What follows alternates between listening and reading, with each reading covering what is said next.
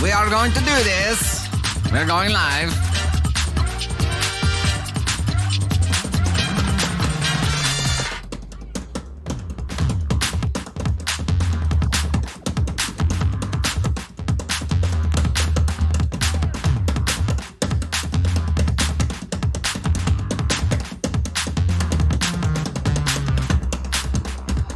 Rare Sierra. That's the way. This is the way. Hey, Elizabeth, welcome to the Gosh Heck It fam. Right off the rip. Glad to have you here. Gemma, hey. Nona, thanks so much for the share. Greatly appreciate that. Brittany, woot. Yeah, you were here like 2 seconds after we started up here. Ronnie, medium well. Elise, again. It's all about the size. We had to continue this conversation in today because it was just, we got to keep the conversation going here. We're talking about steak. We still haven't had steak since then, which was just last night, but you know. To each their own, of course. Personally, I am a mid-rare to rare. Mid-rare to rare. What's up, Sergeant Mac? Lady Van Landingham says, medium well. Candy Thunder's a medium gal. She's a medium gal, or Pittsburgh style. Ellen, you're here for 30 minutes? Well, I didn't think you were going to be here at all, so thank you so much for being here. Greatly appreciate it. Emma Midwear, not still moving, Mama Ranger? Hey, dude, it's Nikki. You're going to be here for the whole live. Heck yeah, this is not normal. Monday, 4 p.m. start point for us. That's different. It is different. Celine, rare and bleeding. I like it. I like it. I like it. Ellen, still getting ready for class? We'll help. We'll be very helpful. We won't be a distraction at all. Pug Daddies, if you're vegan, what's the closest equivalent to what do they call, like an impossible steak? They probably don't do that for steak. They do like impossible patties. And in Bracker, it is a big birthday celebration day. We are celebrating Tony Sparks' birthday, which is actually on Wednesday. And we're celebrating Ava Thunder's birthday, which was Saturday. We are celebrating 2 birthdays today. Chris, you love your sticks rare, still mooing. You developed a red meat allergy, Dizzy Blue Eyes? That sucks. Was it brought on by a tick bite? Because we've actually heard and have gotten an extensive education about, what was it called? The tick bite that causes the alpha-gal. Yeah, alpha-gal. Yeah. Layla, you got your notification. I got my text too. We are talking to a new service though that hopefully will be more stable, but it did work today, so that's good. At least there's that. Natasha Black Wolf, your mom turned 80 last week. Happy gosh heckin' birthday to her. That's awesome. It's not Lyme disease. It's called alpha-gal. It is a completely different kind of beast. Anna Bracker, portobello mushrooms grilled like a steak is the vegan equivalent for many. That actually sounds pretty good. You have to be a thick ass mushroom though. Thick ass. Grandma Shark, are you signed up for the SMS notifications? Angel, what's up? Rare. Here's a question for you, Angel. Since, we're talking about burger place, do you order your burger less than well? What about burgers? Dude, it's Nikki. Same. I didn't get my text last night, but I got mine today. So maybe it's working now, but I still don't trust it. So we're talking to another service. United States of America.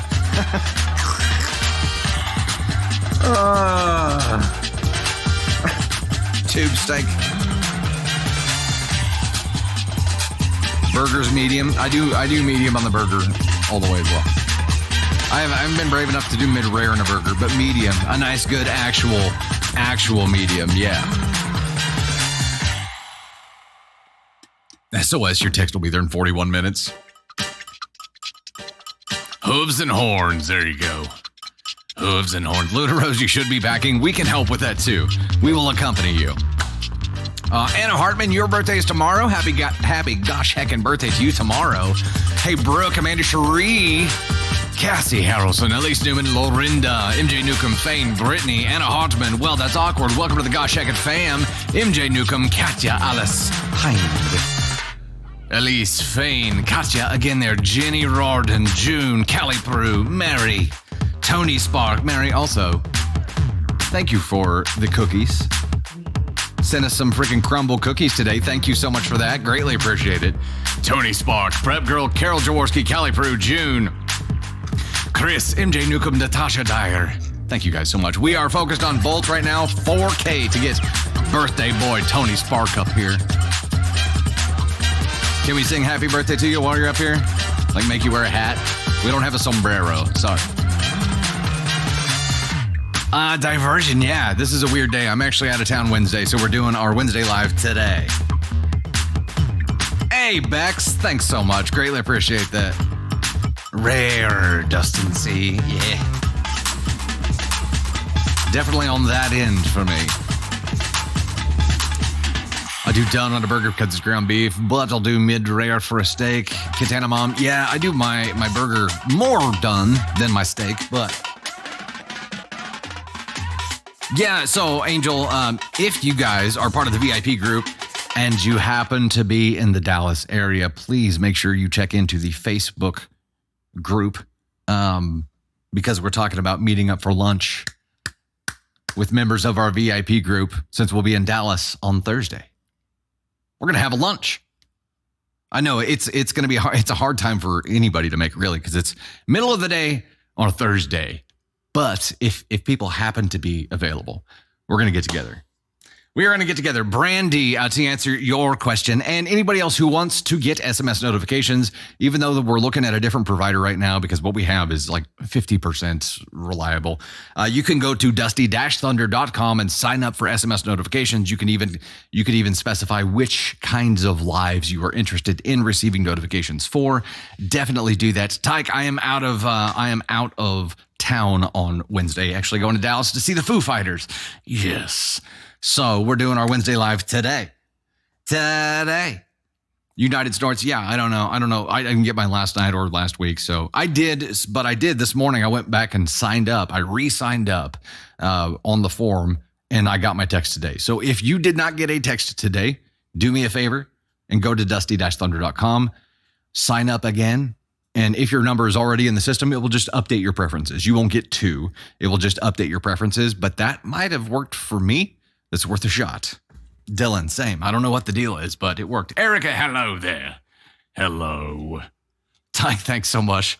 Foo Fighters, dude, I'm so excited. Also, I've convinced myself that I'm going to learn a piano version of Stranger Things Have Happened now.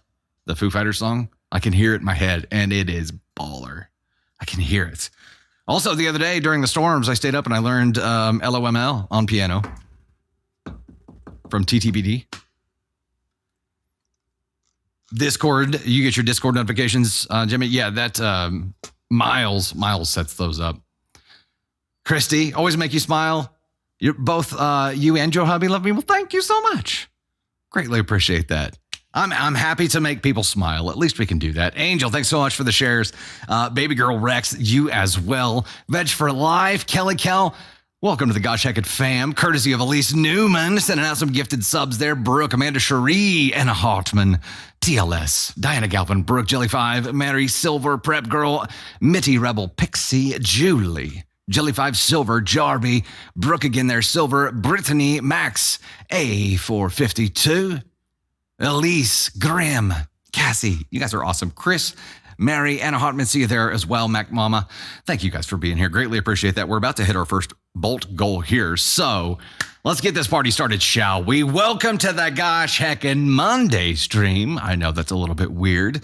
Coming up, we have stories about stinky friends, tense friendships, secret car purchases, family-ordered sleeping arrangements, bachelorette party drama, fiscally irresponsible family members, spicy reward stories, a cake reward story, and who knows, maybe even a story read by Tony Spark. My flabbers are gasted. You got to find a story first? Like one that's like right in your sweet spot? Yep, I hear you. Not procrastinating. No, never. I thought Tony Spark and Candy Thunder are kindred spirits. To be fair, the procrastination today happened because we were doing something very special today. We were. We went on a little road trip. We did. What did we do? We drove. And I almost pooped myself. That almost happened. We actually delivered our first round of cake kits for Mission Protect the Cake today. There's an area. Words are hard. There is an area organization that works specifically with kids, and we went and delivered 10 of the cake kits that we had on hand, and we have a lot more getting ready to hand out. But it was great. It was great to be able to get some cake kits actually delivered. It was wonderful. We'll be able to enrich some lives here. It was crazy, crazy cool. Wait, Max, you said, did y'all forget? Did we forget what? What did we forget? Oh, did we forget what we were doing? Yeah, no, pretty much. Yeah, pretty much. Hey, we again have a birthday celebration today for Tony Spark and Ava Thunder. Ava Thunder's birthday was this past Saturday. Tony's is actually this coming Wednesday.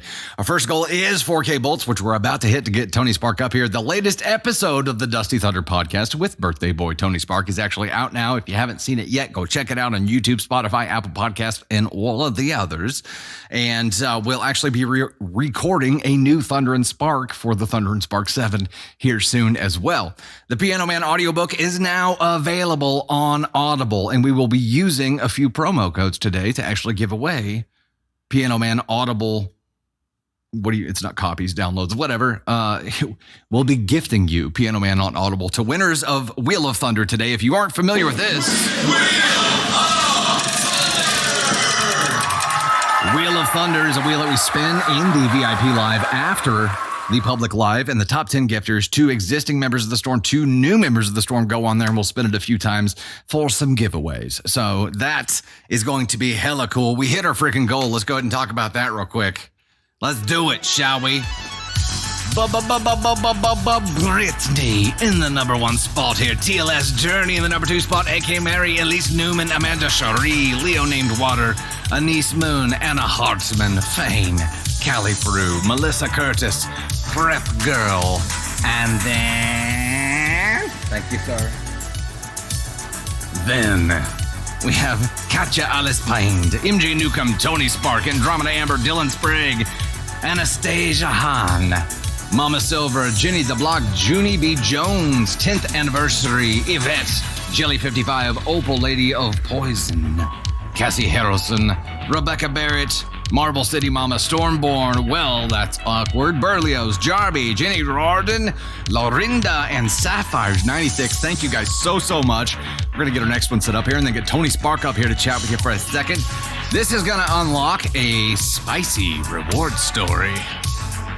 I think we might have a couple of those today. Spicy reward story.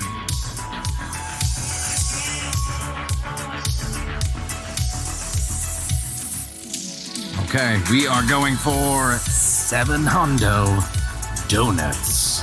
Pinning it right now. Donuts. We're going for donuts here. Let me finish these notes real quick before we get Tony Spark up here. A reminder today, before we dive into everything, keep chat positive and respectful. Everybody is, of course, allowed to have their own opinion. You can express your opinion without engaging in an argument with someone else or without belittling someone else. We're respectful adults here, and we like to keep it that way and make sure that everyone in chat can enjoy the show today. So be a DFHB. It costs nothing to be respectful. Also, don't spoil or you'll get your butt muted. Get out your brooms. What time is it? Let's bring him up, ladies and gentlemen. Ladies and gentlemen. Tony Spark!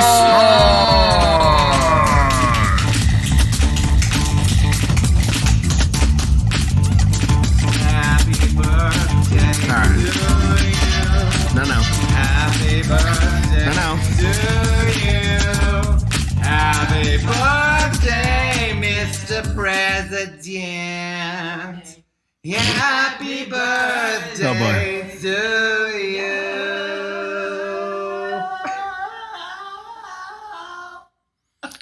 That was either Caden Thunder or a dying cat. I don't know which one that was. That was amazing. Hi, everybody. Thank you for all the happy birthdays. That was a lot. There's a lot going on there. 32. 32. 1 foot in the grave. It's basically over. I think my AARP card comes next week. Oh, how's everybody? Thank you. Such a youngin'. Yeah. 32. There's so many happy birthdays. It's going so fast. 34, 32, 3 weeks ago. Happy birthday to everybody else who's got a birthday. Ava Thunder's got one of the big birthdays. She's got the big test today. If she hasn't taken it yet, good luck, Ava. You got this, Ava Thunder. You got this. We believe in you. You got this. You can do it. Permit test. Yeah, taking the big permit test today. Got a lot of faith in Ava. She could do it. She'll be fine. She's testing. She's taking the test now. She's got taking this. It now? That's what Candy. That's what Candy Thunder said. You got it. How's everybody doing? Everybody good? Fergalicious. It's the most random thing. No, Fergalicious. You guys excited for a Monday live? Like, what is going on here? It's middle of the afternoon, Monday live. Things are just going wild. Going wild around here. What's going on over here? Good is subjective. I agree. Okay. I know. Okay. Dusty is now glad to see for my birthday we break out the big guns like reused confetti. We don't even get a fresh one. No, save that. I knew as soon as I grabbed that, it was going to be like, no. There's reused confetti. It's fine. Birthday like 32 is just another number. It's not even a significant one. Fame. I get to ignore my husband during the lives.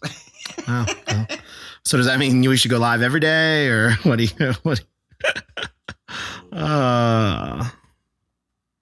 Recycling. That's right. We're very, very recycling conscious. Actually, I keep some confetti. That is true. Almost every time that we do confetti. And if you order something or you get a book or something, like one of the prizes, we actually use some of the actual confetti that is shot off that lands on my desk, not on the floor. This is when we put confetti in books and stuff that you guys order. This is the confetti. It's actually live confetti. It is live confetti. I keep it in a little container there. Wow. Candy, I was also hoping that Ryan Blaney would win Sunday. I tried to watch the race. I watched a little bit of it. Full disclosure, I spent a lot of the day Sunday in bed. So I was very tired. Not like that. I played a lot of golf on Saturday, then went out with some friends for my birthday Saturday night. It was a long day. You have a good time? I had a great time. Good. I had a very good time. Not as good a time as I think a couple of my friends had, but I had a good time.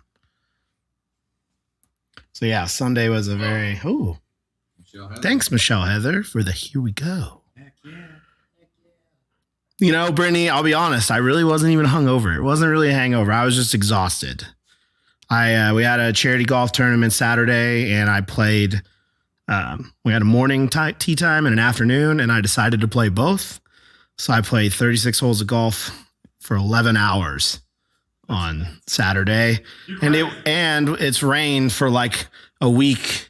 We got like 7 inches of rain in like 3 days, so it was cart path only. So that took a really long time. It was a lot, and then I kept joking I didn't know what was going to give out first on Saturday, my liver or my back. It was definitely my back, but it was fun. They were good. They were good. My feet were a little sore by the end of the day. 12 and a half miles in brand new shoes. I don't even know. I'll be honest. I don't even. You gotta get good enough to I don't even know. Listen, I don't know if I know what a handicap. I know what it is. That's like how many. Isn't that like how many you're over? Like it has to do with like how much you're over. It's basically an indication of how good you are, which is why not good. Yeah, which is why like you have to get good enough to get a handicap, right? I think you. I don't think I'm there yet. I did play better. I probably was the best me and my buddies have ever played in that tournament, so that was good. Funny thing is I played with 2 different teams in the morning and the afternoon, and we didn't turn in a scorecard for either one. So we weren't going to win anything anyway, but I think that it was still the best we've ever done. But yeah. Yeah. And actually, my back was all right. My liver was all right. Feet were a little sore, but there's nothing a couple of espresso. That's just. It was nothing a couple of espresso martinis couldn't fix. Yeah. Okay. There you go. And Angel, to your point, yes, I have seen Sulphur, Oklahoma, and what happened. That there. was wild. It's it's the kind of flashbacks that we here in Joplin don't want to see. Like, you never want to see anybody go through that. It definitely makes you feel insignificant as a human being too. Like when it's as far as Mother Nature is concerned, like Aunt Boot, right? Like we were lucky. Yep. We just got some thunderstorms, nothing crazy. Yeah. That's good. Okay. Ladies and gentlemen, Tony Spark. I'm sure we'll see him again later on. You're going to come back up at some point, right? I got to look at my gift goals and see where we're at here. What are the people? Yeah. Okay. So let me detail this to you. Goal number 7 is actually Tony Reed's story. We got to get there. Unorthodox Hunter, you're 15 minutes from Sulphur. Man, I tell you what. So the first office for this marketing agency, the one we're standing in right now, but a couple of locations ago, the first office that we had was blown away in the Joplin tornado. And man, just an insane amount of destruction. It is nuts. Oh, it's about halfway in between. Angel. Oh, gotcha. Oh, that's wild. Man, that is nuts. That is nuts. If you are just now jumping in, yes, we are live today on a Monday. Yes, I know that's crazy. We aren't going to be here Wednesday, so we're live today from 4 to 6 p.m. So we're just getting started here. Haven't even read a story yet. We're just now diving in. So we're going to go ahead and jump into the first one here and get this party started, shall we? Before we do that, Tila Smith, Carrie Silverberg, TLS Mungout, June, Jenny on the Block, Stormborn, Elizabeth Scholes, thank you guys so much. Mungout, Brooke, TLS again there, Cassie Harrelson, Janice, Just Mags, Mary, Jill, Mrs. Alice, Sooner Ain't Go. I saw your message there too. Yeah, we've got a weird day here. It is a fun time. Monday. Here we go. First story of the day here is, I forgot. Candy Thunder was like, why aren't you doing the hey, it's Dusty Thunder intro anymore? And I'm like, I don't know. I just forget, I guess. I need to do it.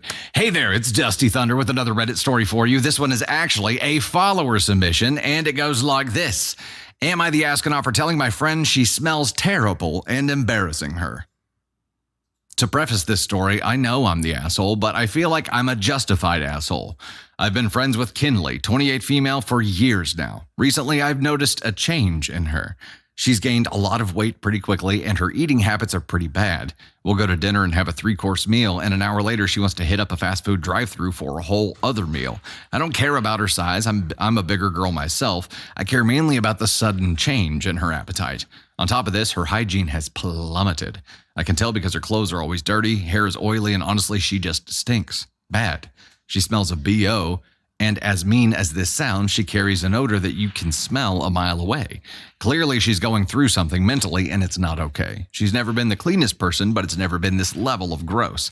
I decided to pay her a home visit to check in on her and have a one-on-one talk away from the friend group to see if there's anything I can do to help her. When I arrived, her house was disgusting. There was trash and clothes everywhere, and she had apparently gotten a puppy, and there were pee spots and piles of poop everywhere. I tried not to judge and just asked her straight up what's going on. She said she's depressed and just doesn't have the energy to tidy up. My heart hurt for her, so I decided to spend the weekend cleaning her entire house, including doing all of her laundry and renting a shampooer to get the pee stains out of the carpet. I thought a clean house could take a load off her plate and help her get back into the groove of things. I also paid her rent for the month as she called into work so much that she was short. I told her I didn't mind doing these things, but the only thing I asked from her is to find a therapist and start counseling.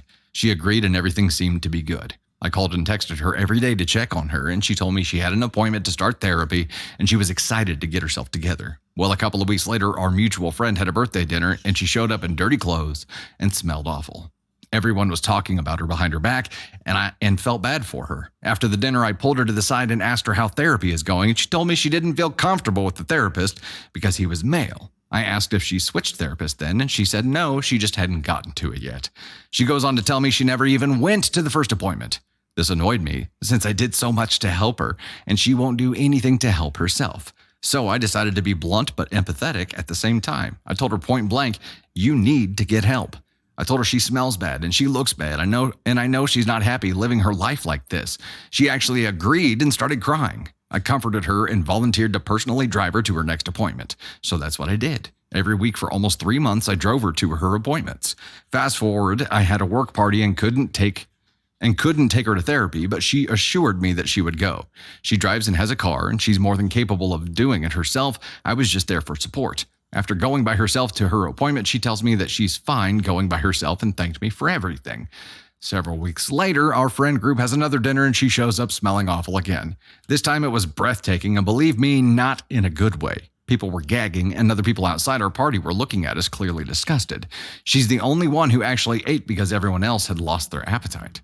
After the dinner, we were all going to hit up a local club and have some drinks. No one wanted Kinley to go, but she overheard some of the girls talking and asked if she could just leave her car and ride with me. I wanted to say yes. I wanted to say screw anyone giving you a dirty look or has something negative to say about my friend. But even if I didn't care about those things, I didn't want to be trapped in a car with her smelling that strongly. I also didn't want my car to smell like her at all. I pull her to the side and tell her maybe she should get cleaned up first and then meet us out. She asks what I mean, so I decide to be blunt once more and tell her she has a bad smell right now. She immediately starts yelling and cussing me out. She said that I'm a bitch and she's tired of me talking to her like that, and I'm the only one who thinks that she stinks. This makes me mad because I've done so much to help her, and yet she calls me out of my name. Everyone else just gossiped about her behind her back, and I'm the only one who actually said anything to her face. So I turned around and asked the group, who was now staring at us since she started yelling, and asked who all thinks Kinley stinks. Everyone agreed she stunk. Kinley ends up muttering something under her breath before storming away and leaving. The next day, I woke up to find text from Kinley and a few mutual friends. Kinley is telling me I'm an asshole and I embarrassed her. She said I had no right to treat her that way, and if I want to ever be friends again, then I need to apologize. A couple mutual friends agree, but for the most part, everyone is on my side. The two friends who are on Kinley's side always talked about her too, so I'm not really sure why they're mad on her behalf. They're not, they're just cowards. I don't feel like I should apologize, and I'm not sure I want to continue our friendship. I put a lot of effort into our friendship, but she never even asks how I'm doing. Maybe I'm just still mad and can't think clearly, but I think I'm completely justified. So, am I the astronaut? Ooh. Anne says, I'm in this same situation, but with a family member who's going through a tough divorce. So let's go back to the question here. The question was, am I the astronaut for telling my friend she smells terrible and embarrassing her? I feel like these are two separate questions. For both, it's NTA. You didn't intentionally embarrass her. If anything, you were trying to save her from embarrassing herself. What I don't understand about this is that you were driving her to therapy consistently. While you were driving her, she was going consistently. But nothing ever changed. It's like she was just putting on the act since you were her chauffeur, which means, and her behavior at the end of the story means that she never valued what you were doing for her in a way that she should value what you're doing for her. She saw what you were doing for her as trying to control her. She saw you showing up and cleaning her house, taking care of her rent, and then driving her to her sessions as you stepping in and trying to be a mom because she was incapable. And that probably created more resentment than anything, which is tough. And I'd like to say that when she gets through this, she'll understand the value of all the work and the effort that you put into caring for her. And she'll have this big clarifying moment and she'll come with this big apology. But I don't know that that's the case because she has to actually want things to change for therapy to work. She has to actually want to get better. She has to want these things herself more than you do. You can't want it more than her. You know what I mean? It's not going to stick. At this point, you've helped all the way until it's done you harm. So I think there's a big step back that happens now. And you're like, okay, clearly she doesn't value my help at all. I value her as a friend, even when I can see that she can't see the state that she's in. You value her enough to be the friend that speaks up which is huge. Like, you were the only person in her world who was willing to speak up and be a true friend to her. A true friend tells you when you got a boogie hanging out of your nose, right? This is the equivalent. You were the true friend. No one else was. Everybody else just wanted to talk shit. And the people who swung back her way after the polling of the audience to see if everybody stunk, they just didn't want to be dragged into something, so they're taking her side because it probably caused them personal pain because she was like, you bitches. No, you didn't do anything wrong here. You're the only one who actually cared. She has to care, though. This is the whole, you can lead a horse to water. You've got to teach her to fish. The whole parable, this is it. This is it. She has to want it herself. You can't want it for her. Can't do it. Can't do it. You're on your breaking point now, Krista. Yeah. The rest were enablers, but OP is a true friend. Bobby Joe says, agreed. Angel, I feel so bad for this girl. She obviously needs help, but it's not OP's responsibility. I think it's a good word to focus on there. Responsibility. It was never your responsibility, but you felt beholden to her because she was such a good friend and you cared about her so much, right? At some point, enough pain happens for that to change, for her to get bumped out of that classification and for you to be like, okay, look, it's her problem. I'm not dealing with it now. So I think that's where you're at. It's not your responsibility. What Tommy Pickles said.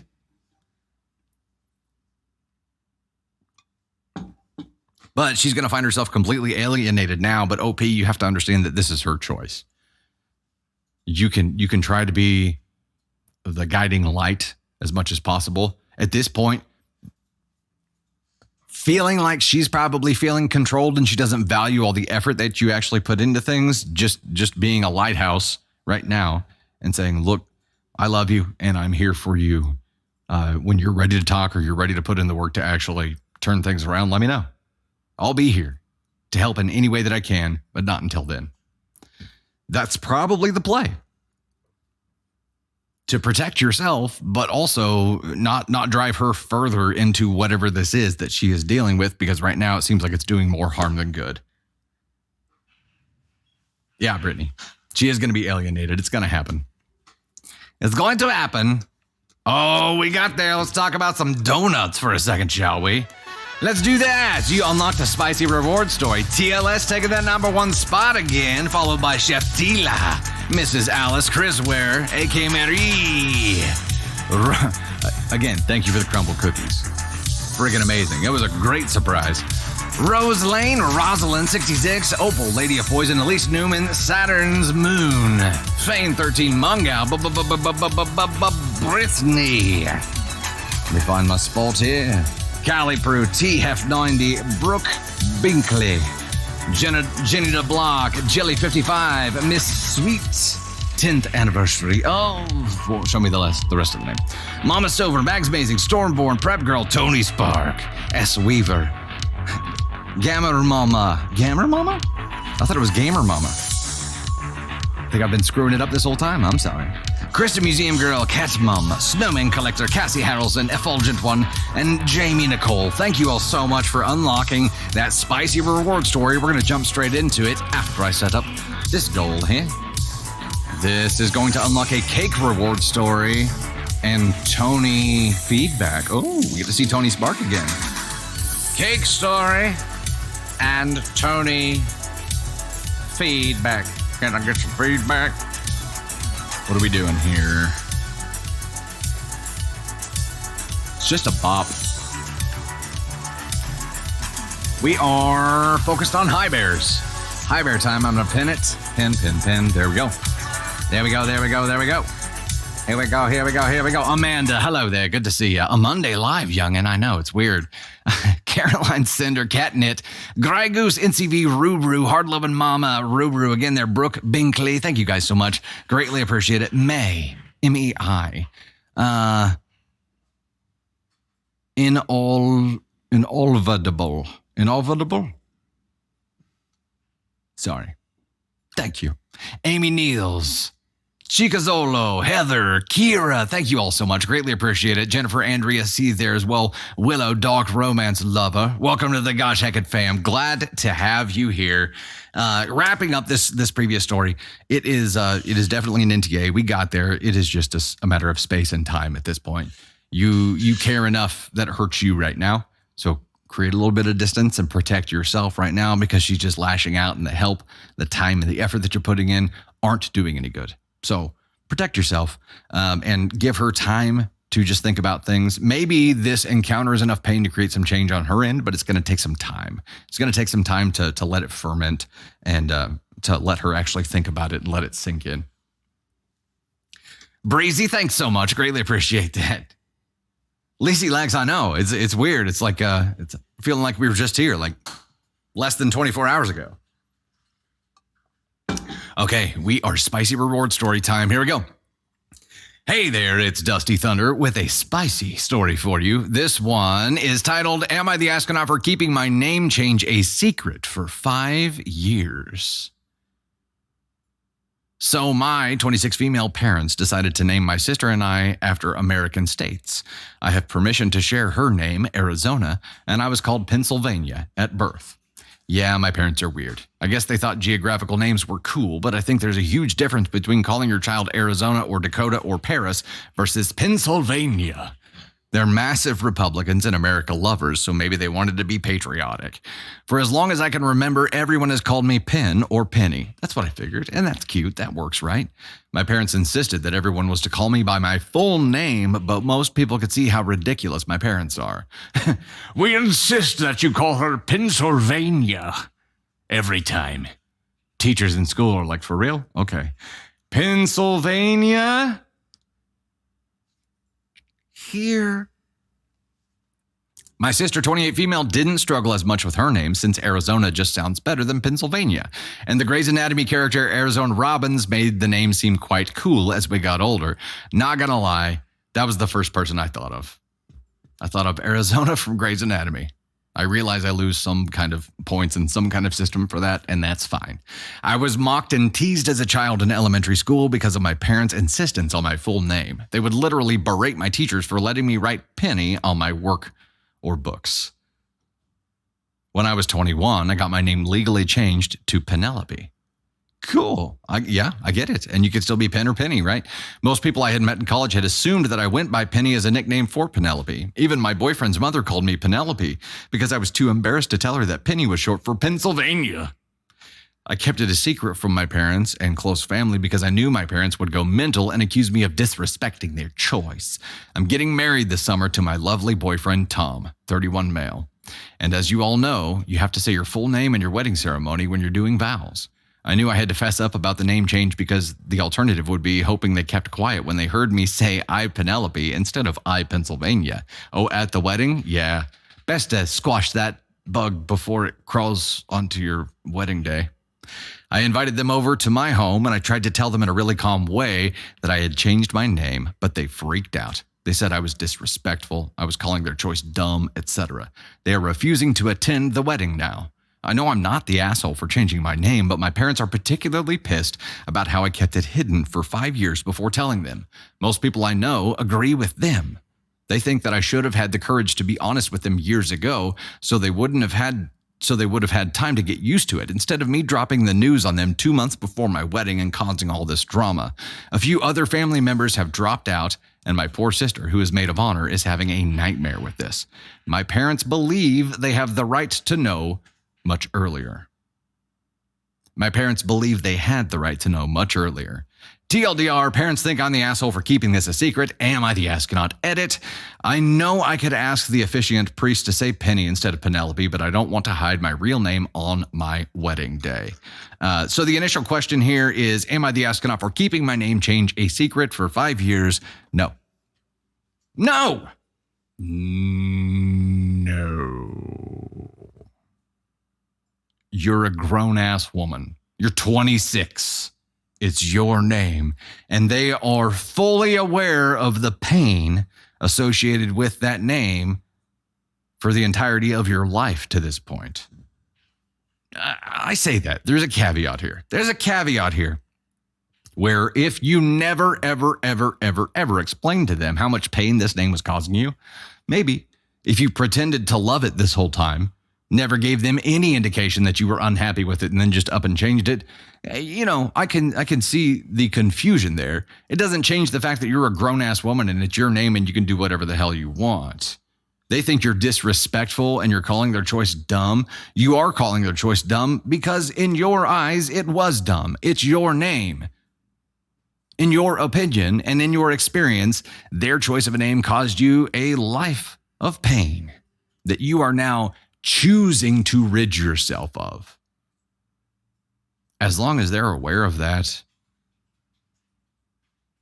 they don't really get to be upset. They get to be upset. They can feel whatever they want to feel. They don't get to protest your wedding. They don't get to berate you. They don't get to do anything other than feel. They could feel whatever the hell they want to feel. Getting the other family members involved to boycott the wedding, though, that is some weak-ass, cowardly shit. What the hell? Pigeon? I don't know. I could have said pigeon. I don't know. Words are hard. Geographical names can be cool. Yeah. In Schitt's Creek, Tony, Mutt's girlfriend, post Alexis, that he goes on like the pine cone adventure with. Her name was Tennessee. Is that right? But Alexis calls her Tallahassee. Is it Tennessee? I think it's Tennessee. And that's a cool name too. House of Snorts, changing your name to Dusty Thunder. Go for it.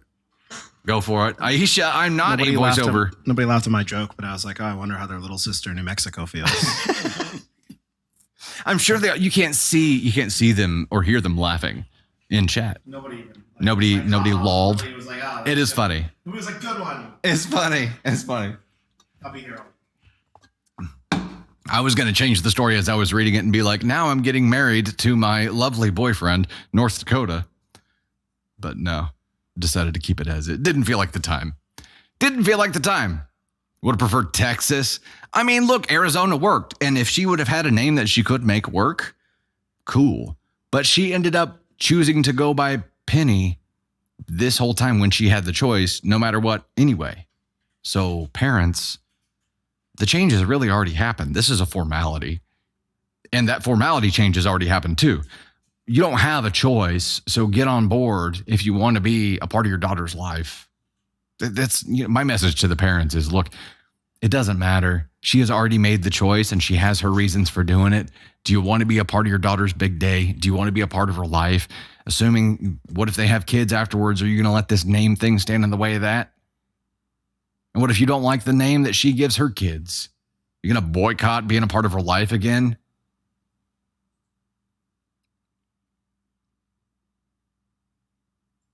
It seems like y'all are big history buffs.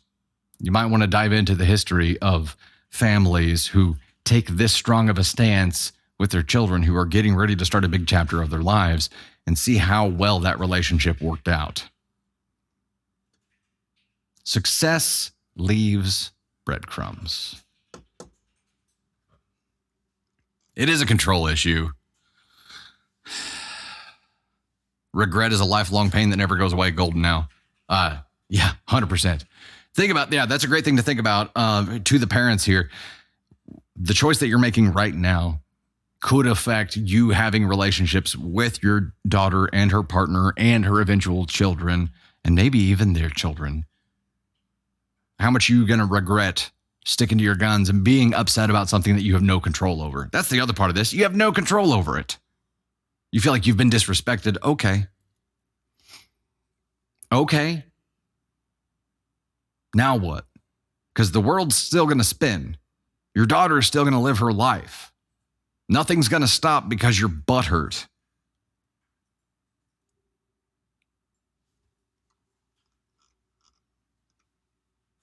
I wonder why I don't hear from my daughter anymore, Brittany. Yeah.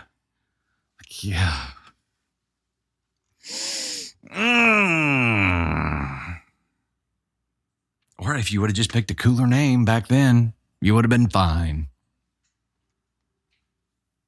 Julie, see, I've said this before. Parents like this want to rule. That's what the rules are for.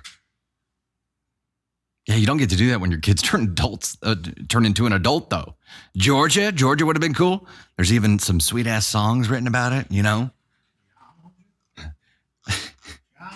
Sing it, Tony Spark. Sing it. Brittany, they had 49 other choices. Yeah, I mean Arizona, they had earmarked for the younger sister, but yeah. Smoots, name your kids Josh, and you won't have these problems. There you go. There were so many other options available. And OP, we completely understand why you made the choice that you did, and it still works with the nickname that is at least an homage to the OG name. So they should be grateful that you didn't completely abandon it and become Princess Consuela Banana Hammock. TLS, Aaron, Baby Girl Rex, Sooner, Yanko, Stormborn, Baby Girl Rex, again there, Jasmine, Sooner, Daniela, Jamie Nicole, welcome to the Gosh Hackett fam. We are at 930, a 3K on the High Bears, which is going to unlock, what does it unlock? What does it unlock, Jerry? It unlocks a cake reward story and Tony Spark, a.k.a. Birthday Boy, a.k.a. going to be Ted at some point here. Feedback. Can I get some feedback? Akiza Nara, thanks so much for the shares there. Greatly appreciate that, Jamie. Welcome to the Gosh Hackett fam. Elizabeth, Drea, Candy Thunder, Natalie, Jennifer, Drea, again there. Thank you guys so much. Greatly appreciate that. We will bounce right over to the next story here. Rock and roll. 1020 a 3K already there. We also have a subscribers goal of 750. We're at 731 right now. Those are members of the VIP. We have that. We have a goal of 700K likes, which we are already at 22% of. You know what? I know Candy Thunder's watching this right now, and she's like, he needs to fix that hair. Too bad I'm not there to fix it for him. I see it, honey. I'm on it. The little duck tail, the duck butt flip up. Yep. Maddie, thanks for the follow. Christabella, thank you for the follow. Greatly appreciate that. Stephanie with the follow there too. Thank you guys so much. Veg for Life with the share. Thank you. Brittany with the share. Roxy with the share. Thank you so much. Nobody's Warrior, tomorrow's your birthday too. Happy gosh hacking birthday to you.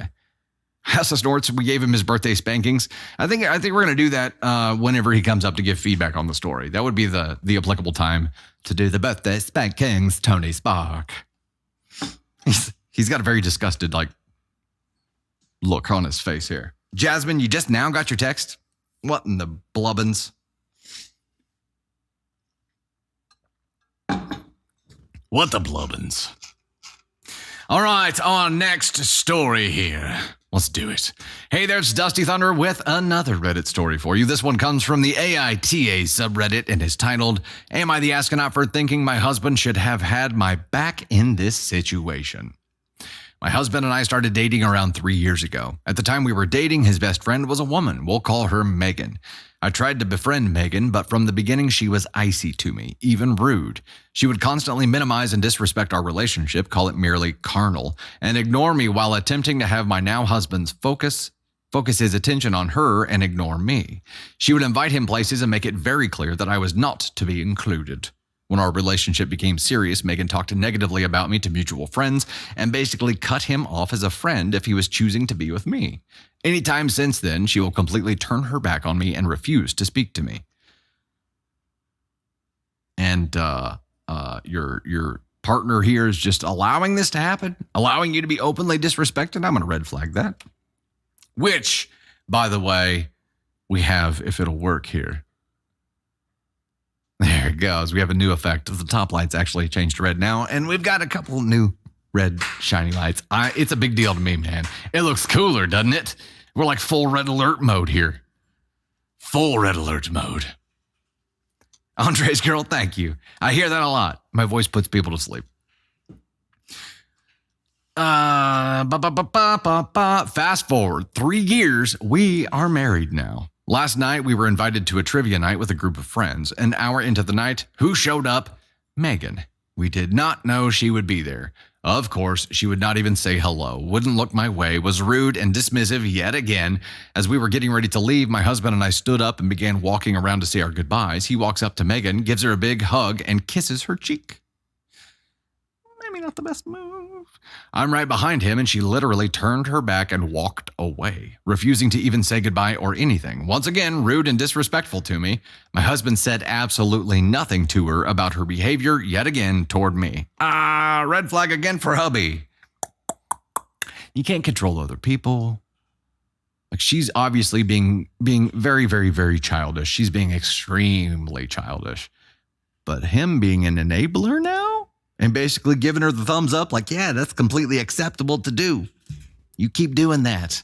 That is the problem that we are focused on right now. I was really frustrated and angry. I believe my husband's actions allow her to believe that she can be kind or friendly to him and rude or dismissive to me, and he is okay with that. He could have said anything to her, like, it's not okay for you to be rude to my wife while accepting toward me. Or he could have just walked away without hugging or kissing her cheek when he saw how she treated me/us yet again, just because she cannot stand our relationship. He thinks I'm wrong, but I believe the message he is giving But I believe the message he is giving is that she can continue to treat me this way, and he will continue to turn his cheek to it, both literally and figuratively. I really need clarity on this. Am I the astronaut for feeling this way? Again, the initial question was, am I the astronaut for thinking my husband should have had my back in this situation? You are not the astronaut, madam. This is a big problem. When you have a partner, that person is your partner. Your first allegiance lies there. You don't allow people to be disrespectful to them. And if they are being disrespectful, and if you can't put a stop to that, then you remove the threat. You remove yourself from the threatening environment or the thing that threatens your spouse. You do not subject them to it willingly. You do not reward the motherfucker that is doing it. Brozo. I know, that might be the first time I've dropped the MF bomb, Tony Spark. I saw the eyeballs come up. He'd be like, oh, okay. You get the Brozo award here, bub. Kissing the cheek of the woman who spits in the face of your wife is like filing for divorce. You have to understand that is that level of disrespect. And if you are not just allowing but rewarding that behavior, you are an accomplice to it. You're not just an enabler, you are an accomplice to the disrespect that this friend of yours is showing your wife. You are showing your wife just as much, if not more, disrespect, and you are lucky that she hasn't left your ass yet. You better turn this freaking ship around. You dumbass. The friend is obviously a full-blown ASCON 1 and just a child. And guess what? Hubby, you're right there with her. Now, if you hadn't confronted her because you were afraid to confront her, but you just kept your distance and you just, no contact with her, and you saw her there, but you didn't really talk, and it was no contact, and you just took her out of your life, that would be one thing. That's not what you did, though. You rewarded her. You continue rewarding her.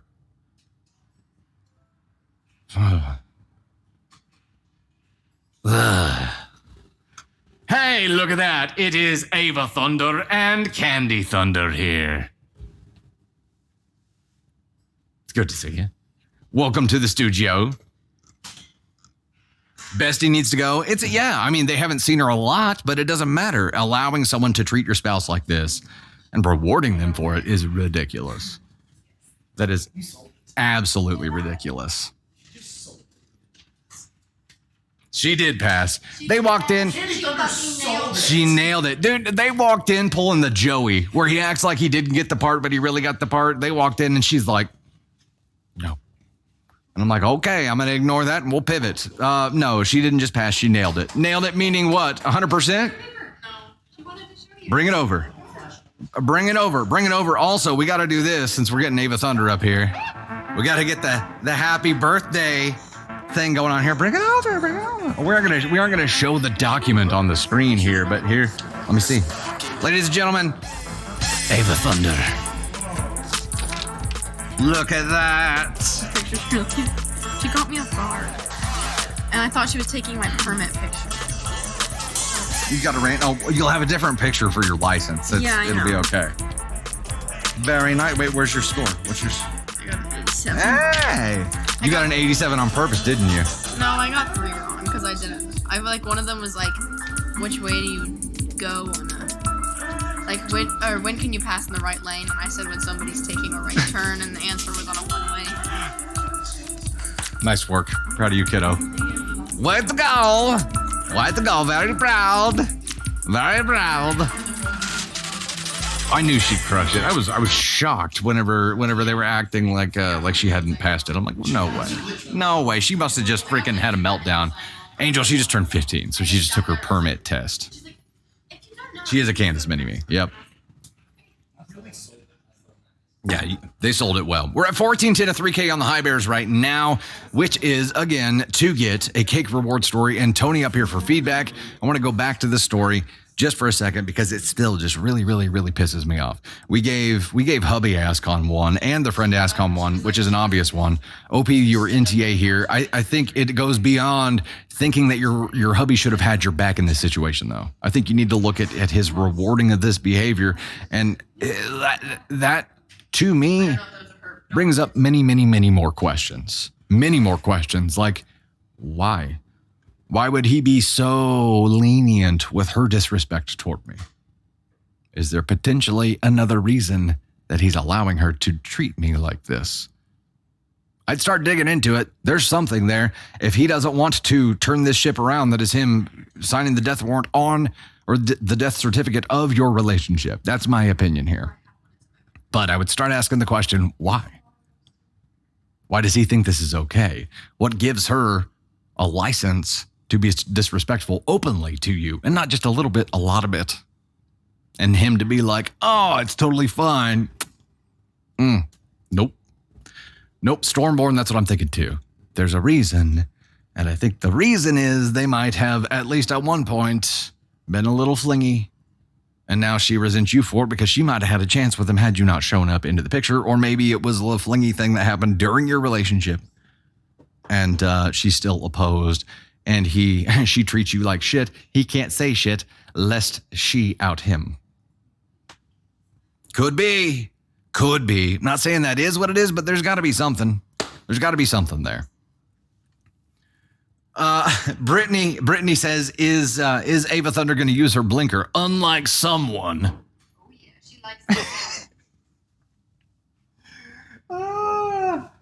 that. I appreciate. We're going to take it easy on Tony today. This is his birthday podcast too. We'll take his birthday live. Andre's Girl, do we do podcasts on Spotify? We do. We have several out there with guests that we'll do. We read stories with. We have the Dusty Thunder podcast, which is me and a guest. And then we actually have the Thunder and Spark podcast, which we read stories, but we also go into a lot more pop culture kind of topics on. There is Taylor Swift talk on there. Tony and Katie Thunder are huge Swifties. And BTS stuff. Yes, a lot of BTS stuff as well. Not the band. Yeah, not the band. Not the K-pop band. Behind the scenes kind of content. Yeah. Get a gift card for Blinker Juice, L&B. There you go. Blinker fluid. Yeah.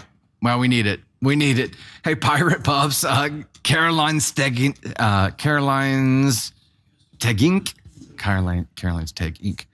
Stegink. You have to help me out with this one. Caroline. I'm going to go with that. TLS. Elise Newman, Kit Kat. Hick Chick, Fane Druin, Fane, F-E-Y-N, Venus Voldaren, Melissa B, Mama Bear, Frankie J's Mama, good to see you. Get jazzy on it, Pirate Pups, Justina, D, Allison, and Luna Ruru. Caroline, thank you guys so much. Greatly appreciate it. Have they heard of Forestella? Don't believe so, Forestella. Don't believe so. All right, we're at 1680 to 3K. I'm going to bounce to our next story here while we await the High Bear goal to get hit so we can do another cake story and get the Tony feedback. Oh, Tony's cutting in here. I also did find a story. Oh! So if we make it to that goal, I have a story to read. Okay, we are on goal 3 right now. If we get through goal 7, that's when Tony Spark will actually read a story for us. We got a little ways to go. Eli, currently listed on Spotify. Heck yeah. We use Megaphone to do all of our podcast distribution stuff. I know I'm hoping at some point they'll allow us to distribute the video that goes along with it as well, because every audio podcast we push out, we have a video version of, but the video versions are on YouTube. I know that they have the option of doing video for podcasts on Spotify, and we hope to have that ability sometime soon. We hope to. Okay, here we go. Next story. Hey there, it's Dusty Thunder yet again with another Reddit story for you. This one comes from the AITA subreddit and is titled, Am I the Astronaut for Lying to My Girlfriend About Buying Her a Car? What's up, Ava Thunder? Peeking over the side of my desk like Wilson, the neighbor there.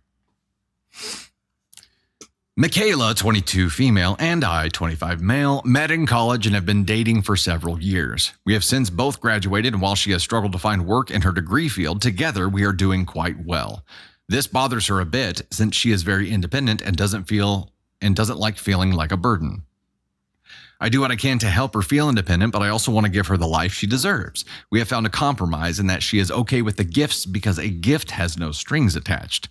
This was really tested about a year ago when her car was totaled. She had no way to replace it, and I had to have a way to get to work and school daily.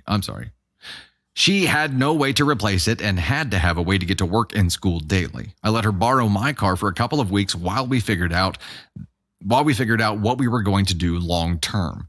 I was happy for her to drive my car as long as she needed, but she hated it. Every day she felt like she was taking from me and giving nothing in return. I can and have named 100 reasons why that's not true, but she feels like that anyway. One night she came home in tears and said she couldn't handle being responsible for something that isn't hers anymore. So we decided we would sit down and pick out a car online for her that night. After narrowing down her options, she fell in love with one that had low mileage and great fuel efficiency. When we went through pre-approval, her heart sank. The monthly payment was way out of her price range. I offered to split the payment and she immediately refused. She needed it to be her responsibility only. So I said, okay, what if I buy it outright and make it a gift to you? She felt like I was mocking her. I told her I was serious and to at least sleep on it. We talked about it more in the morning and I reassured her that it would be 100% hers and that I wouldn't sign anything and her name would be the only one on it. She reluctantly agreed. I told her I would finish up the forms online while she was at work and we could go pick it up together when it was ready. When I got to the final steps, I selected the monthly payments. I figured if she doesn't know, she can't feel bad about me making them. And if I ever needed to, I could pay it off immediately. We went to pick up the car, and as soon as she saw it, her reluctance turned to joy. She was ecstatic, and I felt justified in my secret. Everything worked out perfectly. Fast forward to last week, she comes home visibly upset, and before I can ask what's wrong, she throws the folder of her car's paperwork down on the counter. I say what she already knows and confess that I've been making payments the past year. We get into a huge argument, and she spends the night at her parents' house. She has not come home since. I am prepared for this to be the end of our relationship, so I paid off the remainder of the loan yesterday. I tried contacting her so she knows she can decide what her next step is without being dependent on me, but she still won't take my calls. I guess she'll find out when she gets the title in the mail. Am I the astronaut? No. What? You didn't buy it for me the right fucking way. Why did she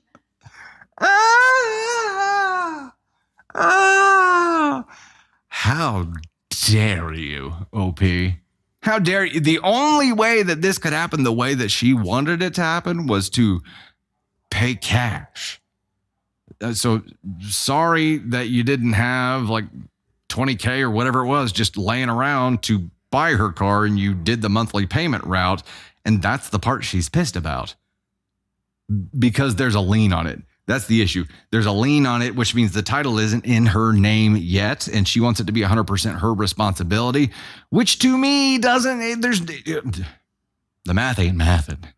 That doesn't make it like her investment in it anymore. That doesn't make it she hasn't done any more work for it. If anything, it's a red flag for you, OP, because if she cares about the title being in her name that much, it's like she wants the ability to keep that car if you guys break up.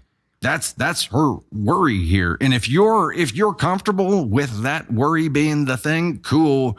But that is very sus to me. That screams instability. It doesn't make any sense. It doesn't make any sense. How dare you? How dare you buy her a car and make payments on it instead of just paying for it in whole? How dare you? My goodness. And her to get pissed off enough, like to come home and slam the folder down and feel like she got disrespected by this. I'm so confused on your behalf here. I'm also confused about how you at this point are like, I'm prepared for this to be the end of our relationship. So I went ahead and paid off the car so that she can keep it when our relationship ends. What the fuck is happening? What is happening? You be mad about the deception, star to Chatfield. Really? Like, okay, somebody buys you a car and they're making payments on it instead of buying it outright, and you'd be mad about that?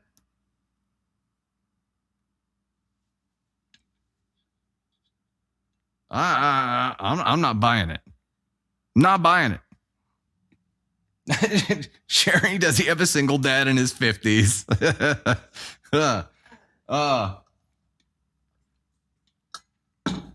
Is Candy Thunder jumping in here? Is that what's happening? I'm going to show you this comment. Twisted, yeah, that's a good point. What made her look at the paperwork anyway? Maybe she found it in the glove box. I'm guessing that's what happened, because a lot of times when you pick up a new car, all your paperwork they'll put in the folder, in the little folder with like the manuals and stuff, and have it in the glove box. So she probably saw that like the registration or something was it. She didn't want anything to be in his name at all. And her narrative for that was she wanted it to be all her responsibility. The flip side of that coin is she didn't want your name on anything, so she could walk away at any point and keep it. No matter what, I don't give a shit about the deception. He did it this way to make it easier to pull off. She still got exactly what she wanted. She's still getting exactly what she wanted. Even though he thinks this relationship is getting ready to end, he's paying off the car so she can keep it. Nothing changes for her. For her to get mad that he's doing it a different way, like, how dare you buy my gift in a way that I didn't approve of or that we didn't discuss ahead of time? Like, that screams some massive entitlement to me. I feel like everybody keeps saying trauma, but if you had that trauma, you would have never allowed him to buy the car. You can't just talk to me. That's not how this works. I said, I see so many comments that keep saying trauma or that she has past financial abuse, but if she had this much trauma, why would she have ever allowed him to purchase a car for her in the first place? Like, if she knew that this was going to be a trigger for her, then she should have never allowed herself to be put in this situation. She wouldn't have. If that were the case and she had been financially abused, she would not allow someone to buy this for her. Because even though her name wasn't going to be on it at all, this being a gift from someone that was a massive gift would still feel like a form of control. Right. That doesn't feel like that to me. If I feel like that she needs to get a hold of her trauma if that's going to cause this many issues in her life, but you can't be okay with someone buying you a car and them doing it the way that works for them, whether it was to build his credit or whatever, but you can't say you didn't buy me a car in the right way, so now I'm leaving and I'm going to my parents. Like, that just looks like you were looking for a way out. I mean, like, why would you, who in the hell pulls out their car paperwork and goes over it like a year into it? Like, that doesn't even make sense to me. It's like, it's still like a gift. It's still a gift. Even though just because he's still making payments on it doesn't mean it's not a gift. Right? How many engagement rings? I think she was trying to sell it. How many engagement rings have payments made on them well into the engagement? Trade it in, sell it, do something. Maybe she was trying to sell it. Maybe she was getting it evaluated for something like that. And maybe she found out she didn't have the ability to. Maybe you guys are right. Maybe it is a financial abuse thing. And that set her off. To me, there are too many things that counter that. Her allowing it to happen in the first place. And yeah, he had to talk her into it. He didn't try very hard. It all happened in one night. Like that. I'm not buying it. I'm not buying the act of her to get upset enough that she got a car that he was still making payments on instead of it being owned outright and him just gifting the title over to her. If she's going to leave him for that, then they don't need to be together, because she is going to abuse him with this act over and over and over again. And maybe you guys are right. And maybe this was triggering for her in some way that doesn't make any sense to me. Maybe that is the case. That does not change the fact that these two people should not be together. Because you have a somebody with the purest of intentions here who still somehow managed to trigger her. There is not another person out here who is going to be this pure and this providing in this way. I think to be pissed off about this to the point where she's leaving indicates to me that she thinks there's someone else out there who would have done it the other way.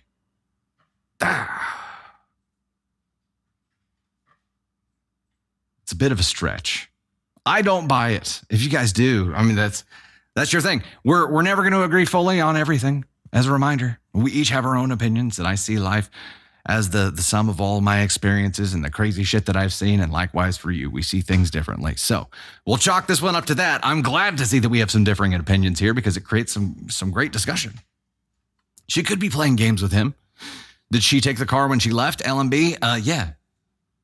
Yeah, she drove it over to her parents, and now she's going to receive the title in the mail because he paid it off because he assumes their relationship is done.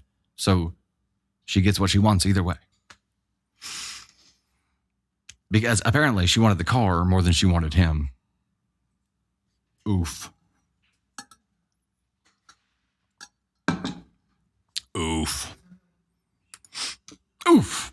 Okay, we are at 2161 to 3K on the High Bears right now. Sooner Yanko, Mary, Erica Lynn, 420. 420 with the High Bears. Yeah, the gummies. I get it. Rogue. Mashley. That's a cool name. Jackie Kelly. Sooner Yanko, Erica, Angie, Harley, Bitch, TLS, Isabel Ortiz, Miss Queen, Pirate Pups, Get Jazzy on it, D. Thank you guys so much. Greatly appreciate the love there. We're still rocking and rolling. K, Rogue, I see you there as well. As a reminder, this will unlock the cake reward story and the Tony feedback.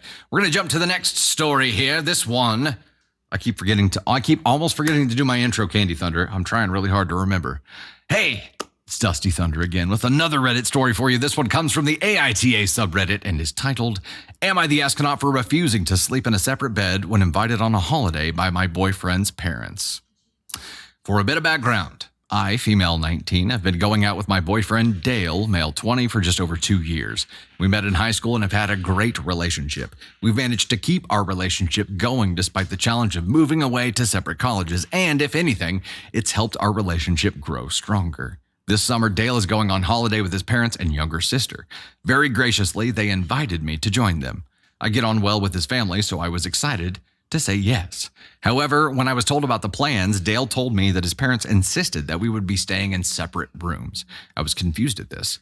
We're used to sharing a bed whenever we visit each other at college, and it's never been an issue before. I asked him about this, and he said it's just something his parents feel more comfortable about. As I felt confident enough to do so, I messaged his mom about this and said I thought it was more appropriate that Dale and I shared rooms, and I didn't want to raise expenses by booking another room. Quite bluntly, I was told that separate rooms were being booked because they weren't comfortable with us sharing a bed on a family holiday, nor did they consider it appropriate. As I didn't want to feel this word. This is a Moira word right here. Infantilized? Is that infantilized or infantilized? Infant. I mean, it's infantalized. Infantilized. Infantilized? Okay, we'll go with that. As I didn't want to feel infantilized, I replied that if this was the case, there would be no reason for me to go because it sounded unenjoyable, and as an adult, I should be able to share a bed with my boyfriend. Oof. Probably not the right thing to say. You just said it would be unenjoyable. Like the only thing that you were going for was to have sex with their son. That's what you just told them. It seems as if my invite has now been retracted. Dale is annoyed at me, said I've ruined the holiday. This isn't a hill to die on, and I could have sucked it up over 10 days. I feel like I'm justified as we're adults. We have sex. It shouldn't be taboo, and I don't see the issue. I want other people's opinions because now I don't know if I'm being too stubborn. Am I the astronaut? Look what I get it. I get it. I get your feelings on the matter. However, let's look at this a different way. You have people who are going to pay for you to go on vacation and be there with your boyfriend. Having to sleep in a different room, a different bed, because they're old school and they're not comfortable with you sharing a room is a small price to pay for a 10-day, all expenses paid vacation. Ain't it? If anything, these were their wishes because it's what they felt comfortable with. And it was disrespectful to them. Whether they're right or not, it doesn't matter. They're the hosts. They're paying for it. This is what they're comfortable with. And they said, if you want to come, this is what we're comfortable with. If you guys were married, I guarantee you it wouldn't be an issue. You'd be sleeping in the same room. But they're old school. Those are their values. And they are the hosts on this trip who are inviting you to come for free. The fact that you bypassed your partner here and messaged his mom directly, basically telling her rule was stupid, was a big breach of protocol and a big breach of trust when it comes to your partner. Dale is annoyed at you. Good. Dale should be annoyed at you. Should be. It doesn't matter if you don't agree with it. You still have to respect it enough to attempt to be understanding. You still have to be respectful enough to be able to have a conversation and say something more than it's not going to be enjoyable unless I get to be in bed with him. Think about how that's being received by the other party here. I think you've got a personality here who wants what they want and wants the world to just deal with it, and isn't thinking about how she is affecting others at all. Not able to see from another's perspective at all. That's not apathetic. What is it, like a lack of an inability to empathize? What is that called? Inability to empathize. That's the official term. Ranked number 2 in our league. What is our league? Like the C4? We are in a league of our own, Tony Spark. We could get to number 1. We're only 8K away from number 1. We're only 8K what away from number 1? Diamonds? But we've never been this close to the top. We are so close to the mountaintop. We can taste the crisp, clean air of that number 1 spot. When you fly Larry Air. Apathy. I was going to say apathy, but I think apathy is just not giving a shit. Maybe that's it. Apathy is a choice. Unempathetic. Yeah, but it's like an inability to be able to see from another person's or maybe it is just not giving a shit. Maybe it is just apathy. Lady Van Landingham, that's a good point. She's 19. And for an entitled 19-year-old, this is like the script, right? This is age has a lot to do with this. Hopefully this is an experience where it's a learning moment for her, where I hope that Dale takes the time to explain to her why this was wrong and that she learns from it and learns to be more respectful later on when it comes to the parents of your significant other. I hope that's the case here. I hope that's the case. Age appropriate to a point. Yeah, the age definitely makes it more understanding. Apathy isn't a choice always. Yeah, I understand that.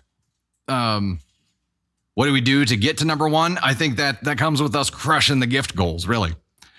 If we crush our gift goals, we're going to get there. And this one, we're about to. 2851 of 3K. We are damn near there. In Pickerel, yeah, good point. Not to mention starting off on the wrong foot with a possible mother-in-law. Yeah, burned that bridge right off the rip. Just decided to be like, I really don't give a shit about this relationship, even though they're paying for me to go on this vacation. Hi, Dale's mom. I really am only going to be there to have sex with your son. So if we can't sleep in the same room, I think I'm out. Cool. And Misa's World, Erica, Chelsea Folk, Heather, Jackie or Jacques, Get Jazzy on it, Cassie, and again, they're Lacey Lex. You guys are awesome. Mashley B, thank you so much. We got there when the high bears. Y'all did it. Let's get into this. Get Jazzy on it with the number 1 spot here. Thank you so much. TLS Journey, always up there in the top 3. The number 2 spot today, Michelle Heather, always up there in the top 3 as well. And the number 3 spot this time, Keto, My Way. Katya Alice Pine, Candy Thunder, Pirate Puffs, Jennifer Jago, Cole Barber, Elise Newman, Mashley, TM Finney. And then Lacey Lex, Venus Voldaren, Opal, Lady of Poison, Scent _ Angelica 96, Erica Marie Kane Gay, Hurn. 10th anniversary, Berlioz, Sweet G.A. Kitty, Grey Goose, Bay Fox, Fane, Rosalind, A.K. Mary, Daniela Zani, Brooke Binkley, T-Hef, 90, Mama Silver, Rebecca Barrett, Kelly Peru, Queenie, Tori Clark, Rogue, Jackie Stoker, Cassie Harrelson, Tony Spark, D the Only, Brooklyn Baby, Jenny Dublock, Pumu Plays, Hoo Hoo, Aaron LLO, Teach Talk, Mrs. M. Bash, Miss Pamela L. Adventures with Pam, thank you so much. And Heather, I saw the Star Adventures. That was hella cool. Thank you so much for that. Rogue, Evelyn, Misa's World, Michelle, Heather, Allison, and Luna, Christy, Mashley, Ann, Allison, you guys are awesome. Thank you so much. Greatly appreciate that. Like the live, we are behind Wolfie Shadow. We got a goal of 700K likes. We are almost 50% there. We are a little bit behind. We're at number 1. You guys did it. You got us to that number 1 spot. The air does taste sweeter up here. It really does. Okay, the next goal that we have, we're crushing it. We're moving right along. We'll get into the cake story that you just unlocked and the Tony feedback. Now, we're going to unlock a spicy reward story and candy feedback and an Ava Thunder appearance. What? Okay.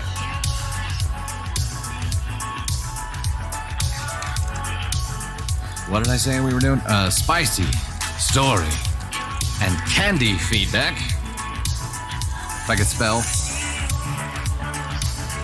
And Ava appearance. Boom. Okay. We are going for 2K finger hearts. The 5 coin finger hearts, pinning it now, rocking and rolling.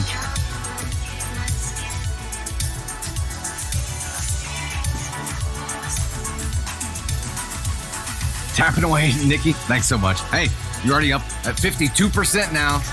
You're rocking it. You've moved 4% in the last 2 minutes. So rock it out. Hey, McKenna, Christina Fish, Debbie, Dias, Andrea, Katnit, Ellen, A17 more, Christina Fish, Amy D, Pebbles, Opal, Sarah, Julie. You guys are rocking it. Bless Mom, Ducky, Danielle. See you there too. Thanks so much. Let's dive into the story here. The spicy. I'm sorry, not spicy. Cake reward story. Okay. Hey there, it's Dusty Thunder again, this time with a cake story for you. This one goes like this. My husband was willing to fall on a cake that I made, even though he hates sticky things. This title is very confusing to me. Hold on. Wait, are you reading the cake story? Yeah, I'm reading the cake story. Yeah, it's a nice, heartwarming cake story, kind of. Heartwarming. But it's funny. It's kind of funny, too. The title is, My Husband Was Willing to Fall on a Cake I Made, even though he hates sticky things. Yeah. Okay. All right. Don't protect the cake? ? Yeah. What? Okay. This was 8 years ago. I, 26 female, and my later on husband, 26 male, were invited to his brother's wedding reception. I want to preface this by letting you all know my husband is so not cool with sticky things, like treading the line of phobia. My mother-in-law loves baking and decorating cakes. She goes way over the top with her cakes, though. If you could think of any cake someone at home has made and times it by professional, that's her cakes. She is amazing when it comes to cake.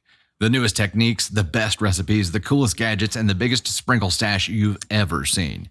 If there's any type of cake you like, she can make it. If you have a specific theme, she can do it. And I'm not just blowing smoke here. The woman finds reasons to make cakes for everyone because she loves it so much. Well, anyways, she heard I was a cake decorator once, and I like to bake and decorate cakes and cupcakes as a hobby. I mean, like real low-key. I'd make a cake for someone here or there as a surprise, but never as professional as she did. I mean, I worked for a big box store. She asked if I'd like to make the groom's cake as she was already making the wedding cake, and I said sure. I just wanted to help where they needed me. We all had some sort of job to do. I might as well make a small groom's cake. Small? No. She asked me to make a football helmet cake. Do you know how hard it is to make a round cake? But I, never being one to back down from a challenge, said I could do it. I was bluffing, but it was a month away. How hard could it be to take a month to make a football helmet? Really hard. That's how hard it is. I tried out different homemade white cake recipes, a cake I had never made, and none worked. All did not turn out right. She sent me a recipe for homemade fondant. Guess what it did? Turned to a rock. The cake was supposed to have a raspberry filling. I tried 3 different recipes. 2 turned out to be soup. 1 turned to candy. I was not on a roll. I tried making different style face masks out of straws, skewers, all sorts of things, but they all fell. It just wasn't working. The week of the reception, I broke down and bought the Krusty's white cake mix, 2 jars of Smucker's jam, and 3 tubs of Duncan Hines white icing. I ordered the football team's logo from a bakery and slapped it all together, with a kicker's bar laying at the bottom. I stood back and looked at my helmet of a cake and got very disheartened. It did not look very professional. My logo was good on one side, but I forgot to order one logo to be pointed backwards for the other side, and it looked like a baby who lays on their back too much. And to top it off, I couldn't get the store-bought fondant to stick to the straw for the face guard. We got to the reception. I'm walking up to the church and he's carrying my atrocity of a cake. I took one look at my then boyfriend, now husband, and say with tears in my eyes, I can't do it. This cake looks bad. I didn't use the fondant like your mom wanted. It's a store-bought cake mix. It just doesn't look good. Without hesitation, he says, you have 10 to 20 seconds till my dad reaches us. If you really don't want to present this cake, I will fall over it by the time we get to the steps and tell everybody how beautiful it was. I wanted so badly to say yes, but I just couldn't. I just shook my head no. Better just to let them know who I am now. Maybe she won't ask me to make any cakes in the future. Is that so big of a deal? So we carried on while I sucked my tears back in. After we cut the cakes, people kept telling me how delicious my cake was, and one person even asked me for the raspberry filling recipe. I couldn't lie. I told them I tried so many but all failed, and in the end, went with a brand name like Smucker's. It has to be good. Side note, the best piece of advice I ever got came from my father-in-law after this. If someone else doesn't step up and you do, it doesn't matter what it looks like. You're the only one who stepped up and tried, and that alone is to be valued. Hell yeah, Opie. Hell yeah. That is fantastic. He did protect the cake. He was willing to fall on it if it meant that much to her. And I'm sure he had reassured her up to this point that it wasn't as bad as she was thinking it was, and it was beautiful and all the things he was supposed to say. But being willing to fall on it, and I'm sure ruin a suit, walking into a wedding reception, like that's a big deal. I would absolutely do that. No question. I would absolutely do that. I mean, I wouldn't enjoy getting it all over me, but I would do it for you. Speaking of suits, if you've never seen Candy Thunder and I gussied up, we actually had an event last week that we got gussied up for. Suit and tie. You don't like the word gussy? It's a weird word. What do you want me to say? Dolled up? We got suited up. We got all fancy. We got fancied up, and we went to an event, and there's a few pictures on Insta. You can actually go take a look. It's one of the few times, like maybe one time per year, that we actually get dolled up. Is that better? Dolled up. Dressed up. DFHB all around. Friggin' love it. Hey, and to give some feedback on the story, we have the birthday boy, Tony Spark. I'm doing it. Ladies and gentlemen. Tony Spark.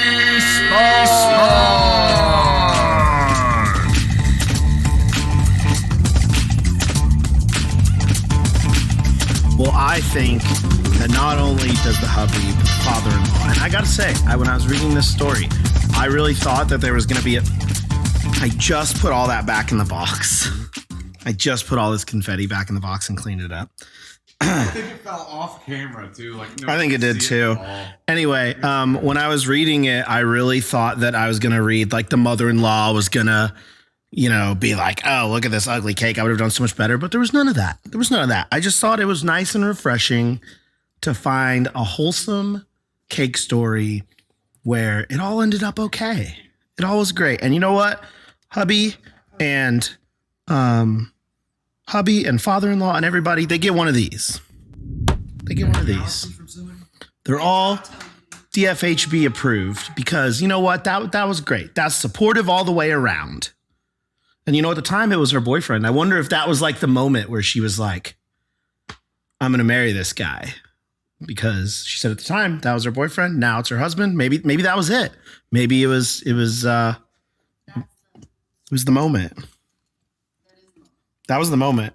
This guy is willing to fall on a cake, walking into a wedding And he was like, I'll do it. He was willing to take the fall literally. Literally. What a nice guy. What a great guy. And apparently the cake was good. I mean, hey. And like the father, I do like what the father-in-law says. Hey, you stepped up when nobody else did. You said you'd do it. Good for you. She could have threw in the towel at the end and been like, I can't do it. Called in reinforcements, done something. But she was like, by God, I said I was going to do it and I'm going to do it. Justina, thank you for the galaxy. Yeah, thank you, Justina. Thank you for all the happy birthdays, by the way, everybody. Was it their wedding? No, it wasn't their wedding. No. It was somebody else's wedding. Wasn't it? Yeah, his brother's wedding. Yeah, popular live number 89. We're number 1 in our league. That's great. We're less than a couple hundred away from Ava Thunder and Candy Thunder. And I think another spicy story. Whoa, look at that. Another Here We Go by Michelle Heather. Thank you, Michelle Heather. Thank you. Also, then once we get that, there's a gift goal for Caden. Then after that, there's a goal about me reading a story. And I found a story, and it's a lake-related story. Just going to throw that out there. But I don't know. We'll see if we get there. We'll see if we make it there. If we do, we do. If we don't. We're at 1881 to 2K on the Finger Hearts, and But yeah. Ava Thunder has to leave in 15 minutes to go to practice. Oh, they got this. So we'll get her up first. I'm gifting all my points. You That does not count. Stop it. Oh, Lord. What did I think? Juliet, hey, Candy Thunder. Juliet wants to know what I think of the new Tay Tay album. I think it is wonderful. It's a masterpiece. It's fantastic. I don't have my top 10 list in front of me because I always forget it, but I Can Do It With a Broken Heart, number 1. Down Bad, number 2. Number 3 is Thank You, Amy. No, actually, Amy. But Daddy, I love you. We hit that gift goal, by the way. We hit the gift goal.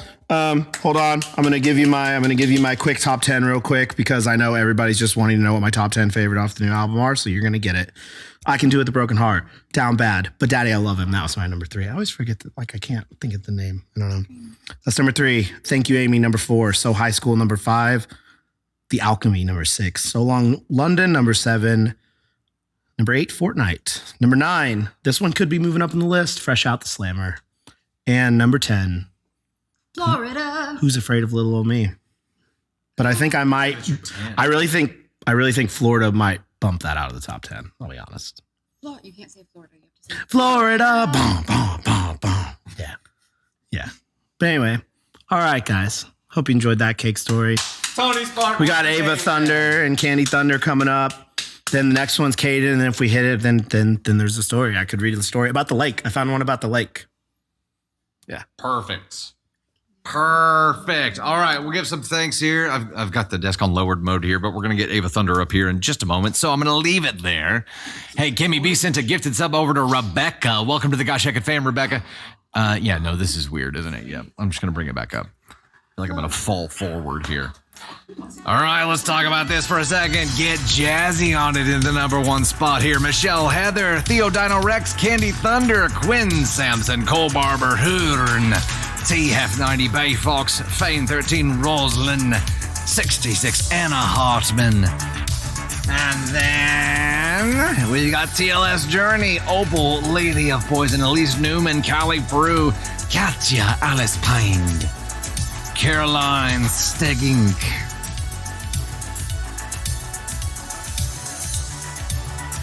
I really feel like there's another word in there that I'm just missing.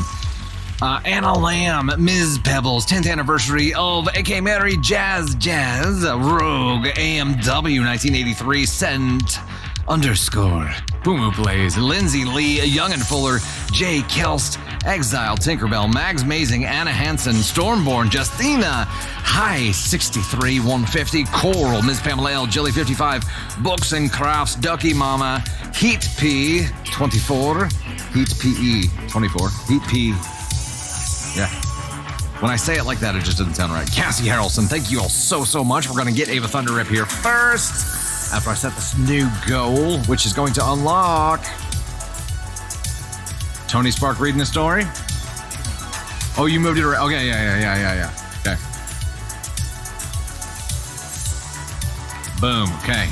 Let me get this set up right quick. We are going for finger hearts again. And it is pinned. And let's get her up here. Ladies and gentlemen, the one and only Ava Thunder. It's Caden. Caden Thunder first, and then Ava Thunder's going to be up next. Caden's just popping on to say hi before he leaves. I feel like the crowd is cheering for the headliner, and I'm opening it. Okay, there's an audible. An audible has happened. Yeah. Passed out. Caden Thunder's going to jump on, then we're going to bring Ava Thunder on. Okay, so ladies and gentlemen, I'll play your intro here, bud. Ladies and gentlemen.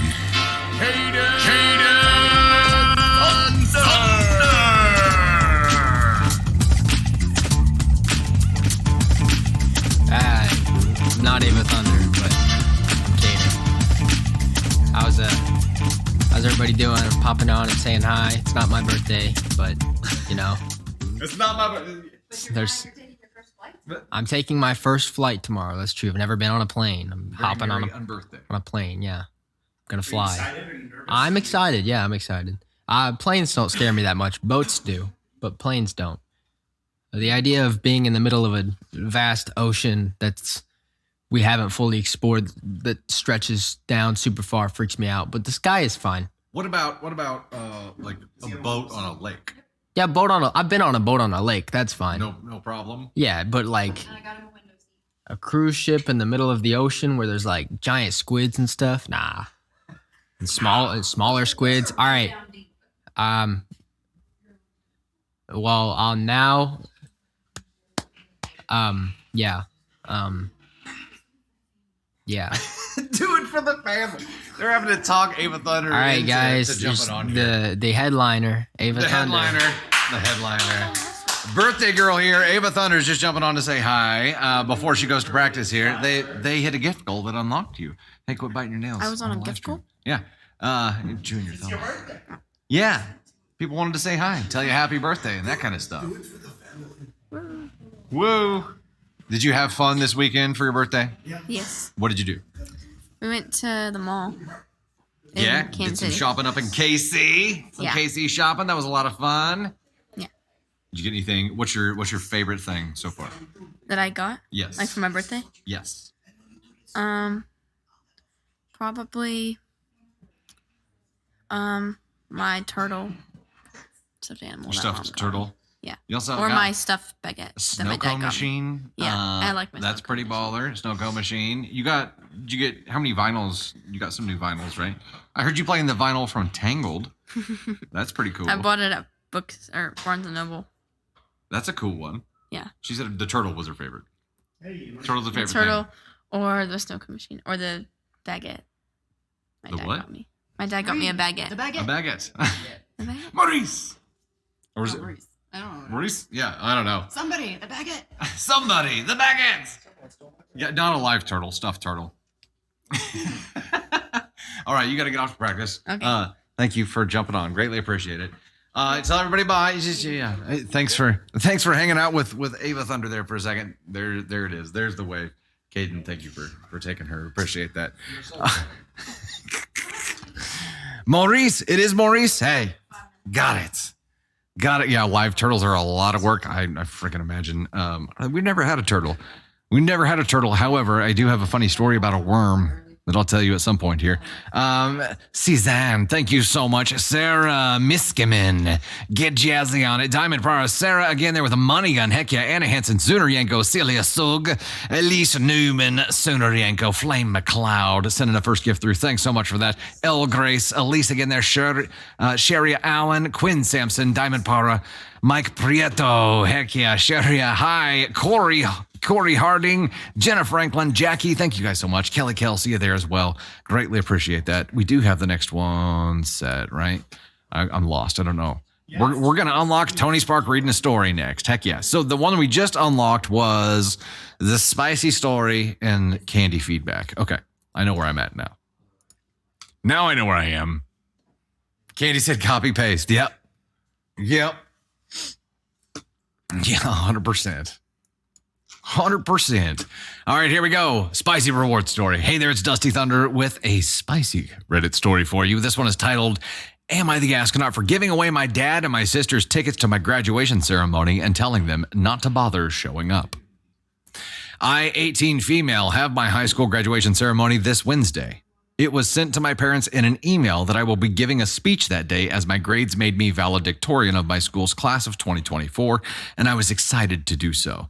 My school made us reserve and buy tickets to the ceremony weeks in advance, and I picked mine up on the 26th. The problem started at dinner when I told my family I picked up the tickets for my graduation day and would keep them with me until the day of just to make sure they don't get lost. My dad told me that he and my sister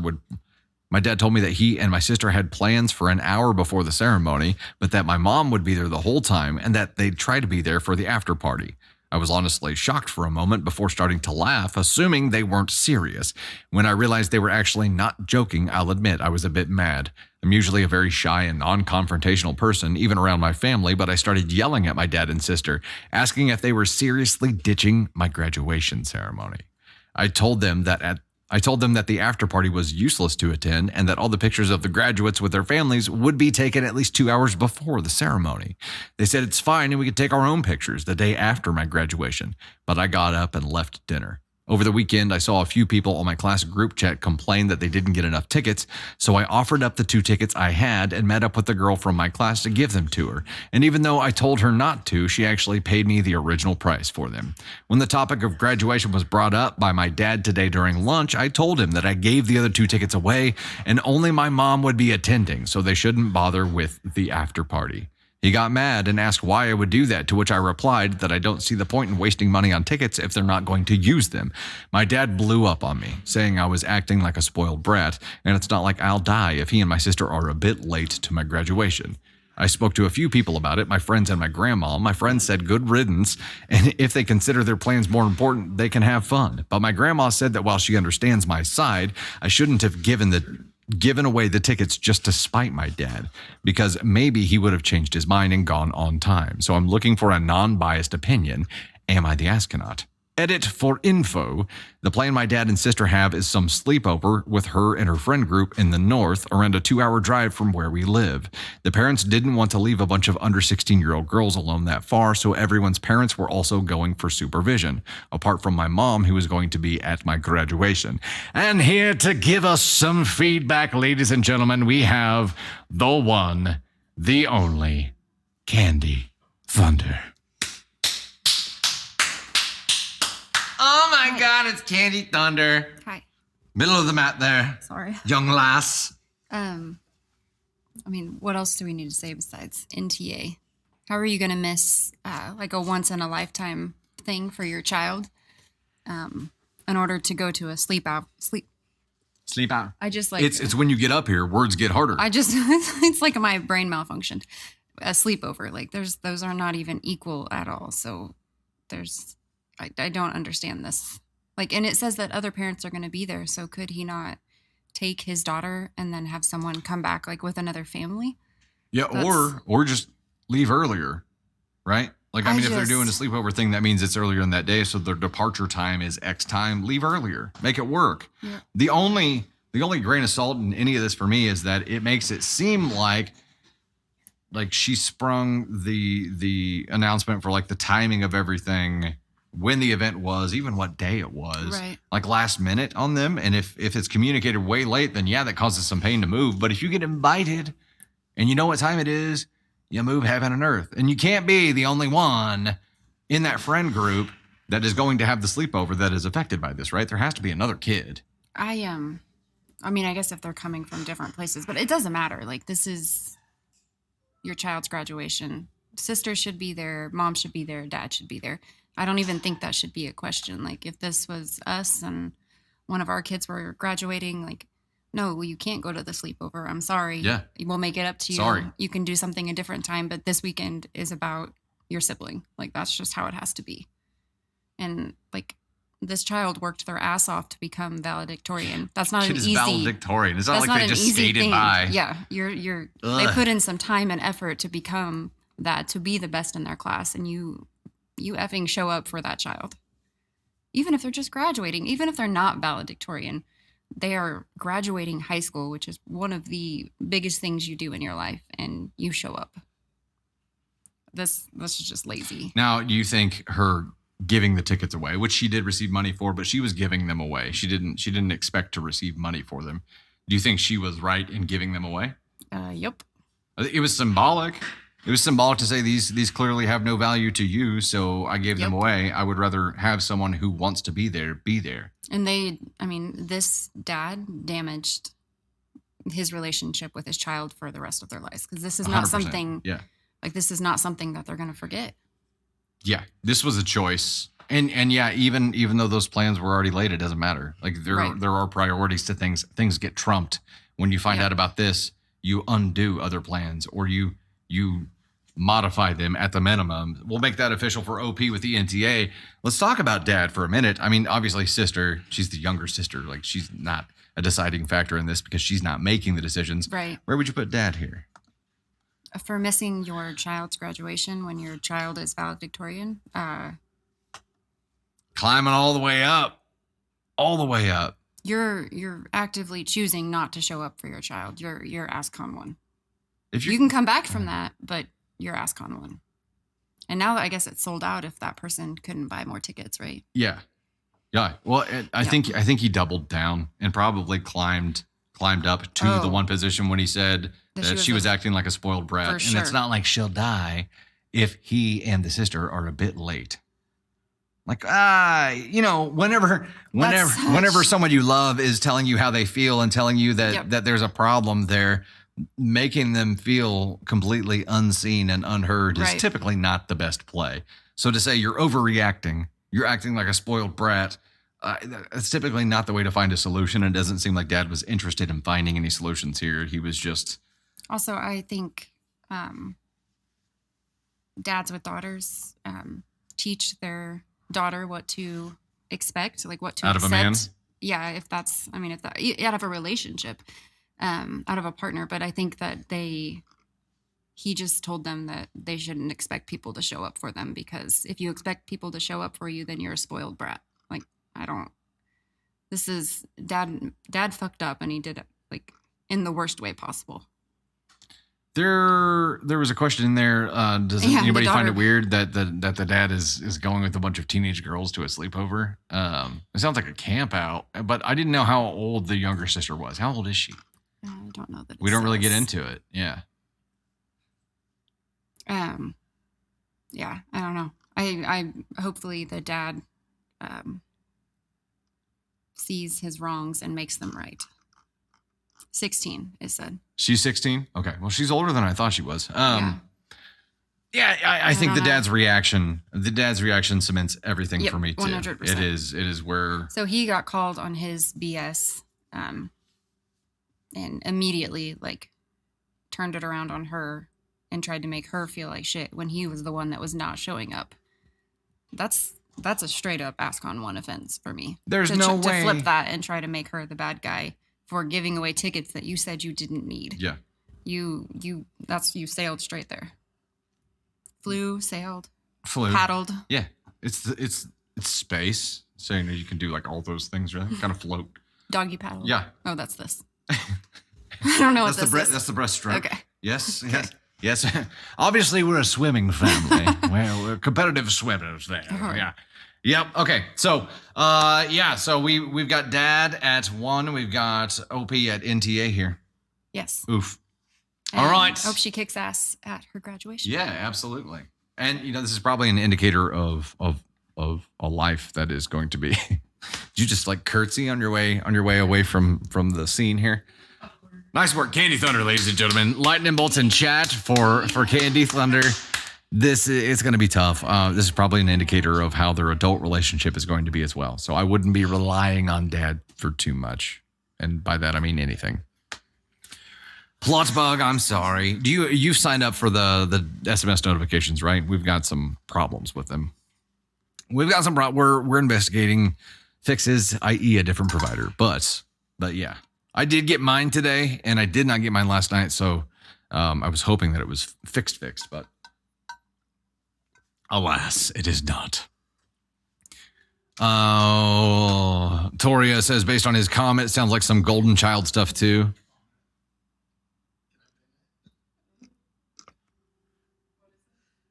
It's a school trip that they take a bus, Juliet.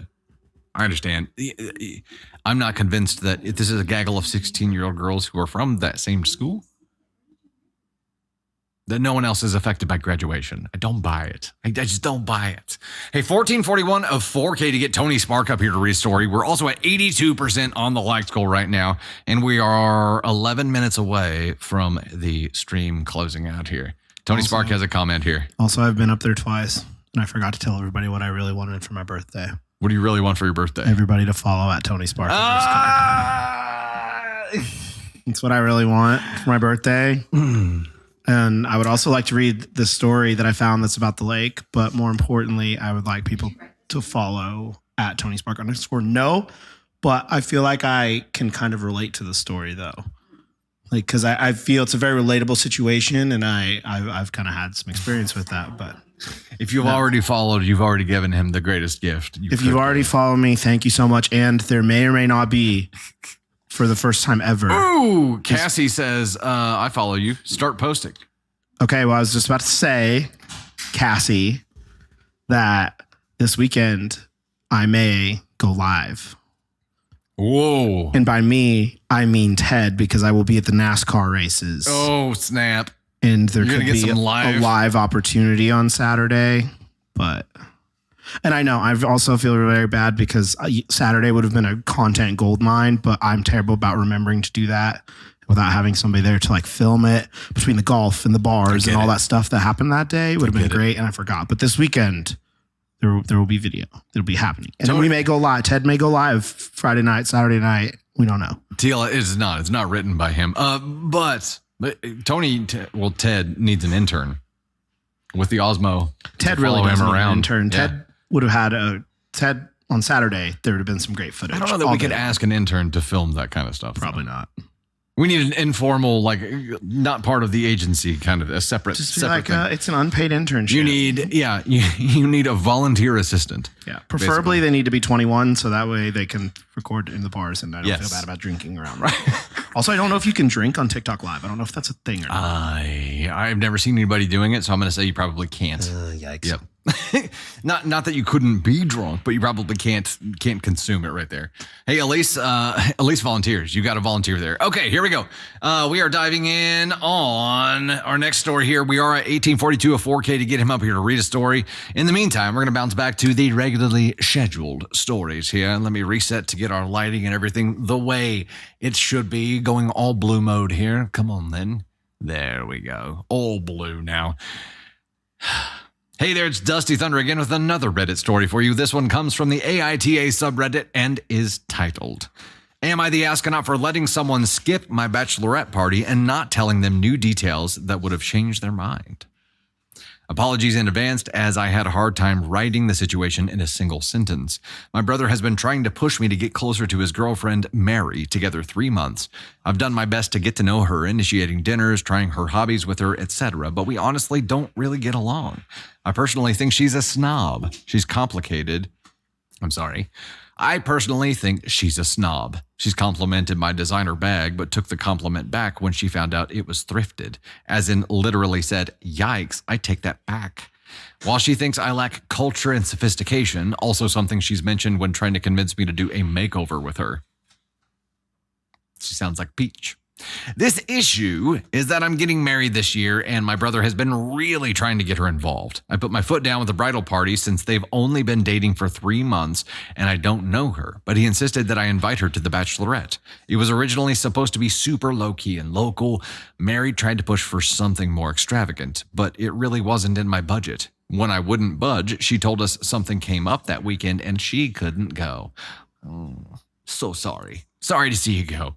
I was later surprised by my friends who had come together to organize a lavish weekend through favors and points, i.e. one of my friend's aunts works at a spa, so she was able to get discounted packages. Another used her travel points to book a suite, etc. I was not told about this and was truly and happily surprised. The issue is that Mary found out when we posted pictures, and she was pissed. My brother is now saying that I deliberately left her out, but she told me she was busy. Mary said that if she had known what the weekend was like, though, she would have rearranged her schedule. I feel conflicted because I suspect that my friends didn't tell Mary on purpose, but they're claiming they made these plans after Mary bowed out and didn't reach back out since she was busy. My brother still says I should have double checked and made more of an effort to let Mary know my plans, so I figured I'd ask the internets for their thoughts. Am I the astronaut? No, you are not the astronaut, and I need you to hear me when I say this. Your brother knows that she's wrong. Your brother knows that you are not in the wrong here. But your brother wants his own personal pain to end because she is not letting this go and she is just hanging on to it, right? Oh my goodness, Navy Thunder has arrived. Navy Thunder and Grammy Thunder and Papa Thunder are delivering Navy Thunder here. It's about to get fun, ladies and gentlemen. This, Bridget, I agree. This is not about the girlfriend. It's not the girlfriend's thing.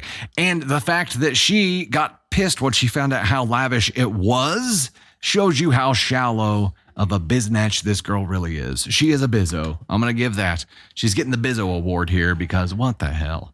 It's not a positive character sign for her to rearrange her schedule for something fancy, but see absolutely no value in the low-key thing that you had planned, OP. If anything, she showed her ass more.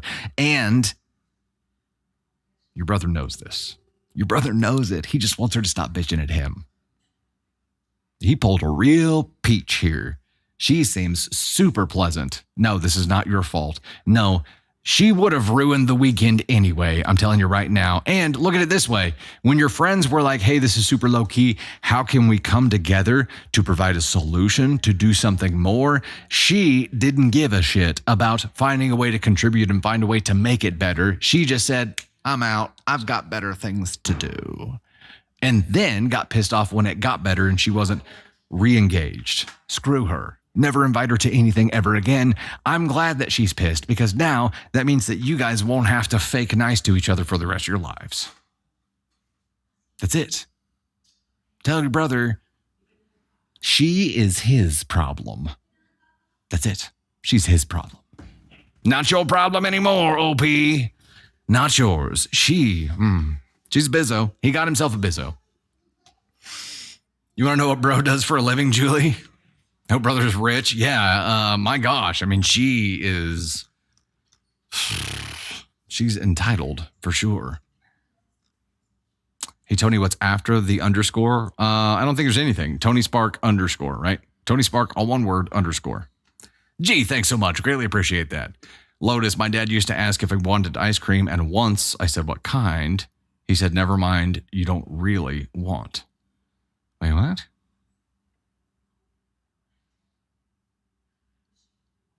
I get it. I think I get it. It's like you issued some kind of preference, and then they were like, oh, never mind, you don't appreciate it. This is not the kind of person that you would have wanted to be a part of your day. Your brother pressuring you to invite her to the bachelorette in the first place is simply because she was pressuring him to pressure you to make her part of this thing. This woman is not going to add any kind of value to your life at all.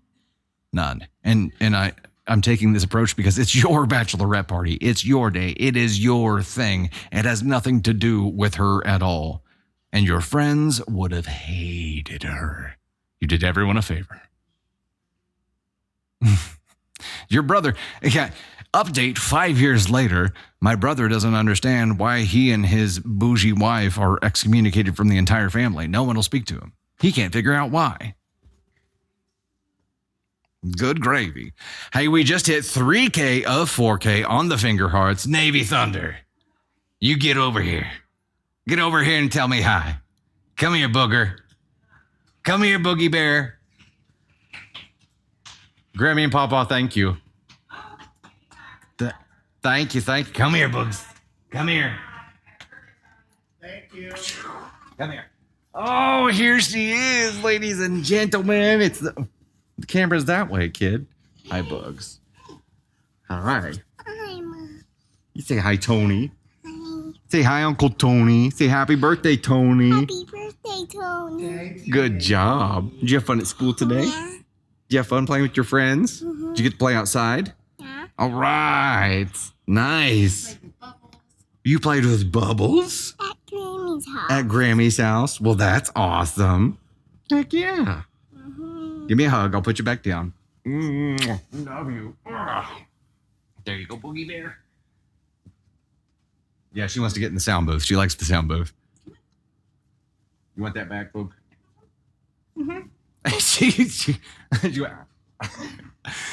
This kid. Back to just to close this story out here. Am I the astronaut for letting someone skip my bachelorette party and not telling them the new details that would have changed their mind? You didn't know the details. So no for that, but also the way that your brother approached this, he's at least here as a 2. Might even be a little bit further, but I'm going to put him at a 2 because I know he's getting chirped at in one ear this whole time, but he made this choice. He chose her. Him pressuring you to do something that he knew was going to be a detriment to your day might actually climb him up to a 1. Not cool, bro. He was willing to basically sacrifice you to make her happy multiple times. That's going to be a recurring theme, and he's going to burn bridges with the entire family trying to make her happy. Oh, my folks actually took off already after they dropped her off. But Grammy and Papa Storm. Fluffy Turtle, if she could cancel her plans for the good plan, she could have canceled them for the plain. Exactly. She saw no value in spending time with you, OP, or your friends. She only saw value after they made it bougie. Only after. 3762 of 4K right now. Hey, Joni with the Fruit Friends. Thanks so much for that. Dr. Sweets. Look at that, showing up and hitting a home run there. 3841 to 4K. We are moving right along. We're also at 98% right now on the likes goal. Heck yes, we're going to get that Tony story here. We are definitely going to get it. Dr. Sweets with another finger heart there. Mrs. Alice with a whole bunch more there too. 3921, we are getting so close. Just Mags, Joni Pajik, Paige, Karen, Insuguru, Candy Thunder, Baby Girl Rex, Stormboard, C Sizzle, Heather, Dr. Sweets, Blessed Mom, the Effulgent One, Heather, 8668. Welcome to the Gosh Heck It fam. TLS, Michelle, Heather, Callie Prue, Tony Spark, Miri. Look at that, you guys hit the likes goal and you hit the finger heart goal. Heck yes. Tony Spark, you're going to get up here and read the story, even though we're going a little bit long, right? You gots to. You gots to do it. You got to do it. All righty, we have Mrs. Alice in the number 1 spot here. The Michelle Heather, Dr. Sweets, TLS Journey, Cole Barber, Elise Newman, Jay Kelst, Cezanne, Imprieto, Opal, Lady of Poison, Callie Fruit, Just Heather, 13. Tony Spark, you mind giving me a rescue on numbers 12 plus? I will get the rest of you thanked here shortly, but Betsy Clarice, Celtic Woman, Martha De La Vigna, Lisa Sparks, Tiana Smith, Lene Salyuk, Mary, Dr. Sweets again there. Thank you so much. Greatly appreciate that. Quinn Sampson, Tony Spark, of course. Get jazzy on it. 10th anniversary. Bay Fox, TF90, Candy Thunder, Fane 13, Rosalind, AK Mary, Prep Girl, C Sizzle, Justina, Shell Fraser, Hi, 63 150, Rogue, Lady Erot, Lady Eretz, Stormborn, Mags Mazing, Anna Hansen, T. Rex Williams, or Trex Williams, Sarah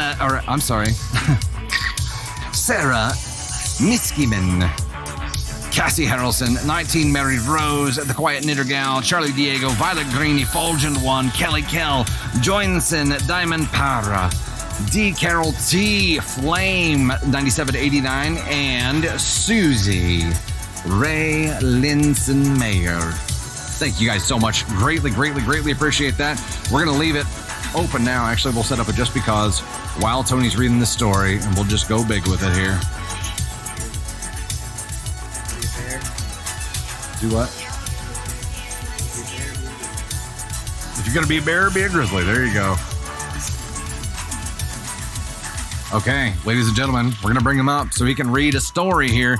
Tony reads a revolt story. Heck yes. Here we go. I'll get you in position here. Tony's going to be closing us out with the story here. Here we go. Dr. Sweets, thank you for popping in and saying hi and supporting the stream, as always. Greatly appreciate it. Here's the birthday boy to read his very own story. I'm alive myself on a backpack over here. All right, everybody. I haven't read a story since the 24-hour live. How's everybody? Good? All right.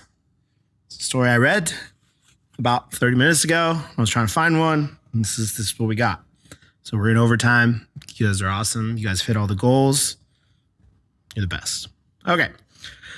So this story is from the AITA subreddit, and it is, am I the astronaut for asking newer lake friends who don't understand boundaries to respect them because it feels like they're stalking us? Yikes. My husband and I have a lake home. We've been there almost 4 years. In that time, we've become good friends with a few other households on our corner of the lake. Some of our group is quite outgoing, always meeting new people in our lake community and being welcoming, us included. Everyone's awesome, but one couple has become problematic. Last year, we met Roger and Helene, who have a seasonal cottage on a different part of the lake. They're around on weekends. They check in with us and our friend group when in town or stop by unannounced. This is fine. What's hard is they want to get together all of the time and don't seem to accept it when we tell them we are busy. They get in their boat, drive over to our area, and anchor straight in front of our properties. It makes everyone uncomfortable. They'll stay there for an hour plus. If we're working in the yard, they'll repeatedly go by, telling us to quit working to join them. Other times, when at the campfire, they'll dock their boat on one of our docks, then join us at the fire without the invitation. They'll also drive or walk over from their place to check up on us, even after being told we're not available. When we're in our boat, they'll drive theirs over and say, let's tie up the boats so we can hang out on the water together. Normally it's fine, except for when we're hosting guests. We've struggled with how to say no. My husband and I would never say, let's tie up to other boaters. We would swing by, say hello, then see if we're invited. If not, we move along. That's protocol, but it's lost on Roger and Helene. Recently, out-of-town friends who have been to the lake a few times declined our invitation to visit, citing that they don't like the visits being interrupted by the neighbors, specifically Roger and Helene. Ugh. Our core friend group is very respectful about visitors, so we knew who was the issue.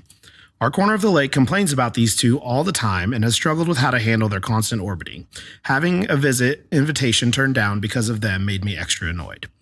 So, 2 weeks ago, we were on our pontoon with friends when Roger and Helene showed up and said, let's tie up. We'd already told them we were busy via text when they checked in, but apparently they just couldn't resist coming out when they saw us.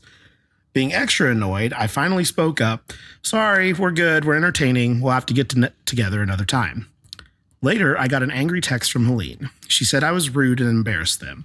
I texted back saying I was sorry they felt that way, but they needed to respect when we're busy and that at times my husband and I felt stalked. I haven't heard from them since. A couple of our core friends say I shouldn't have said anything, that their stalking isn't a big deal.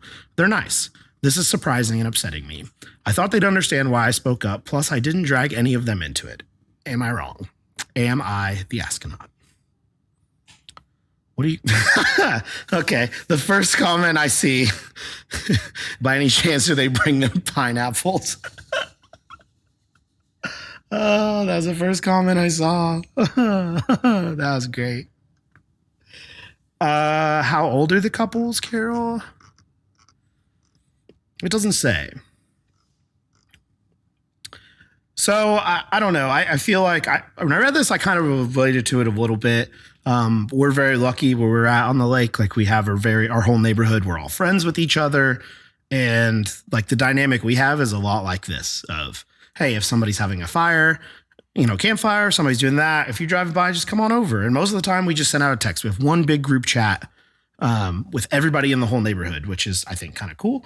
But it's always, hey, what's everybody doing? Or, hey, there's a fire over here, or we're going here. But then sometimes like there's times where you don't do that. Like if we have a bunch of people, a bunch of company, we know that we're not going to go over to the neighbor's house and show up for dinner or show up for a fire without either asking or being invited, or we'll have it at our house and tell the rest of the people to come over. So I can kind of see where they're like getting annoyed by these people, because in the past we've had that for them. That makes sense. For them, it's green or red. They need to learn yellow. Like middle ground, like an in between. Yes. Gotcha. Yeah. So I think that be invited, don't invite yourself. Yeah, I think that's probably like, I don't know if I would ever pull, like if we see somebody out on the lake that we know, like we'll do kind of what they said, like kind of drive by and say, hey, what's up? And not just pull up and tie up or say, hey, let's tie up. It'll be like, hey, if they're like, oh yeah, tie up, hang out or whatever, then that's fine. But yeah, they're definitely kind of, I think, overstaying their welcome, even though they're just like I would think just like call first or text first, or if they say no, then don't show up there and then be upset. Like they said that they were unavailable. They had company, yet they still showed up and then got upset when they told them to go away. So I feel like that's not cool. Overstepping bounds. The stalking comment was a tad harsh. Yeah, but think about it though. They're telling them not to come around. They're telling them for non-boat people, this is not a kinky conversation. Just to make sure. Did you see the pineapple? Somebody was like, the first comment I saw was like, are they bringing them pineapples when they show up? I'm like, no. Tying up means that so if your boat is anchored out in the water and then another boat comes up, then you put out the little buoys on the side and you tie up with them, creating a little like floating island of boats is what tying up is. Also, there's a new song by the Zac Brown Band called Tie Up, which is a nice little lake song. Attach the boat, yeah. And it's almost that time. We're getting so close. It's almost May, which means May is when we start going, like, it's going to get warm. It's going to be nice. It's going to be May. I think they could, yeah. So where would they be? I don't think OP, I don't know. Because I feel like OP, they said that they texted them and said, we're not available. Right? Because they said, we already told them we were busy when they checked in. So like they said, hey, we're busy, not right now. Then they showed up and then she said, sorry, we're good. We're entertaining. We'll have to get together another time. Like, that's not even me like, no, get the hell out of here. Like, I feel like their OP's not the asshole. What about Roger and Helene? Where'd they be? NTA, neighbors like this go outside, they would come out. And we have like in our neighborhood, like a lot of times kind of the rule is if like they're, the garage is just closed, then that's like they're doing their own thing. Because we drive around in a golf cart and you see people and you'll stop in and have a drink, but it's like, whatever. But I think the tone of this line, sorry, we're good, we're entertaining, we'll have to get together another time, could make or break this. I know she was annoyed, but that like as a silo statement there's nothing wrong with that statement at all. Like, oh, I'm sorry, we're good, we're entertaining, we'll have to get together another time. Or, sorry, we're good, we're entertaining, we'll have to get together another time. That could make or break this. Yeah. Either way, they're 4. Yeah, 4 max. You're saying right? A 4? I don't know. Max. That's like could have, not should have. Could have probably done it differently. Neighbors brought the whole, yeah. It's just a miscommunication. But they didn't say to Roger and Helene that they felt like they were stalking him, did they? Like, that's just what she's saying here. I don't think she ever told them, like, you're stalking us, like, leave us alone. Oh. I don't. Oh, if she did, that would be worse. That would change it. I don't know. I get where everybody's coming from. I felt stalked. And yeah. I texted back saying I was sorry that they felt that way, but they needed respect when we're busy, and that at times my husband and I okay, she did say it. Yeah. Okay. Yeah. Probably a 3. Okay. Probably that's a 3. That's gonna change it. Oh yeah. That's harsh words. Oh my. Yeah. But I get it. Like, to be honest, I've probably been that guy. Before. Ted has been Roger and Helene, and Ted has also been OP in this situation. So I don't know. It is what it is. But anyway, it's an unfortunate miscommunication that just. It is an unfortunate miscommunication. Turned into something more. I've also had the people where I'm like, please leave. Like, don't come around here or whatever. But it is. But anyway. All right, we'll go. All right, bye guys. Thank you so much for all the birthday wishes, all the birthday gifts, all the everything. Tony Spark nailed it. Just if you don't follow me, go follow Tony at @TonySpark_ because there could be a pop-up NASCAR live this weekend. Maybe my first and only live because I could get banned if there's any drinking going on it, but we'll just find out together. Tony Spark, ladies and gentlemen, give him all the happy birthday love. And if you're around or see a post or anything on Wednesday is Tony Spark's actual birthday. So be sure to give him some happy birthday love on that day. We'll go ahead and close it out here with some thanks to you all. You guys crushed it today. Patty Squirrel, Shannon, Aaron. What's that, bud? Oh, that's what? I only read them like 25% of the time anyway. So, Diana, baby girl Rex, Shaz, see you there too. Thanks so much, Erica Lynn, Suzanne,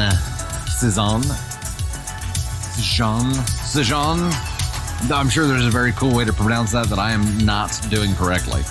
Callie Prue, thank you so much. Baby girl Rex, Jesse Kettlestats, Charlie Diego, Mary Sumissy, Suzanne or Suzanne. Some cool thing that I'm not doing right. Queen JT62, the effulgent one, Cassie, Brittany, Charlie Diego, Victor Ball, Philosophia, Janice, Natalie Clovis Sable. Natalie's Clovey Sable. I'm sure I'm not saying that right either. I'm sorry. Paige, Celtic Woman, Betsy Caloris, Navy Thunder. Come here. Let's tell everybody bye. Come here. Navy Bear.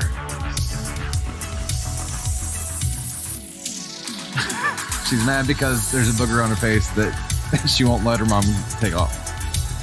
That's. I see her pulling at her cheek now. That's funny. Oh, good gravy. Okay. Give us about 10 minutes to set up for the VIP Live, and then we'll see you all in the VIP then. Thank you so much for hanging out with us today. Oh, are you coming over? Here she comes. Here she comes. Hi. Oh, he's a big girl. Tell everybody bye. Bye. Bye. Oh, you got one of your lovies. You got your Planet Lovey. Look, it's like perfectly themed for this. It's perfect. It's perfect. I think I found your booger. Did she get it? I think she did. I think On it, for 10 it was minutes. on her shirt. Now it's on the floor with the confetti. Don't worry, we won't use the floor confetti in the packages that we send you. We'll send her now. Oh, okay. All right. Here we go, I'm gonna Mama. get that book. Hand in her back. All right. If you're gonna be in the VIP, if you're gonna be in VIP, you'll see her with us here in just a moment as well. Thanks for hanging out with us, guys. We'll see you next time. Y'all are amazing. I want to what? Yeah, we're going to go talk on the microphones in the studio. Heck yeah. See you guys in about 10. Thank you.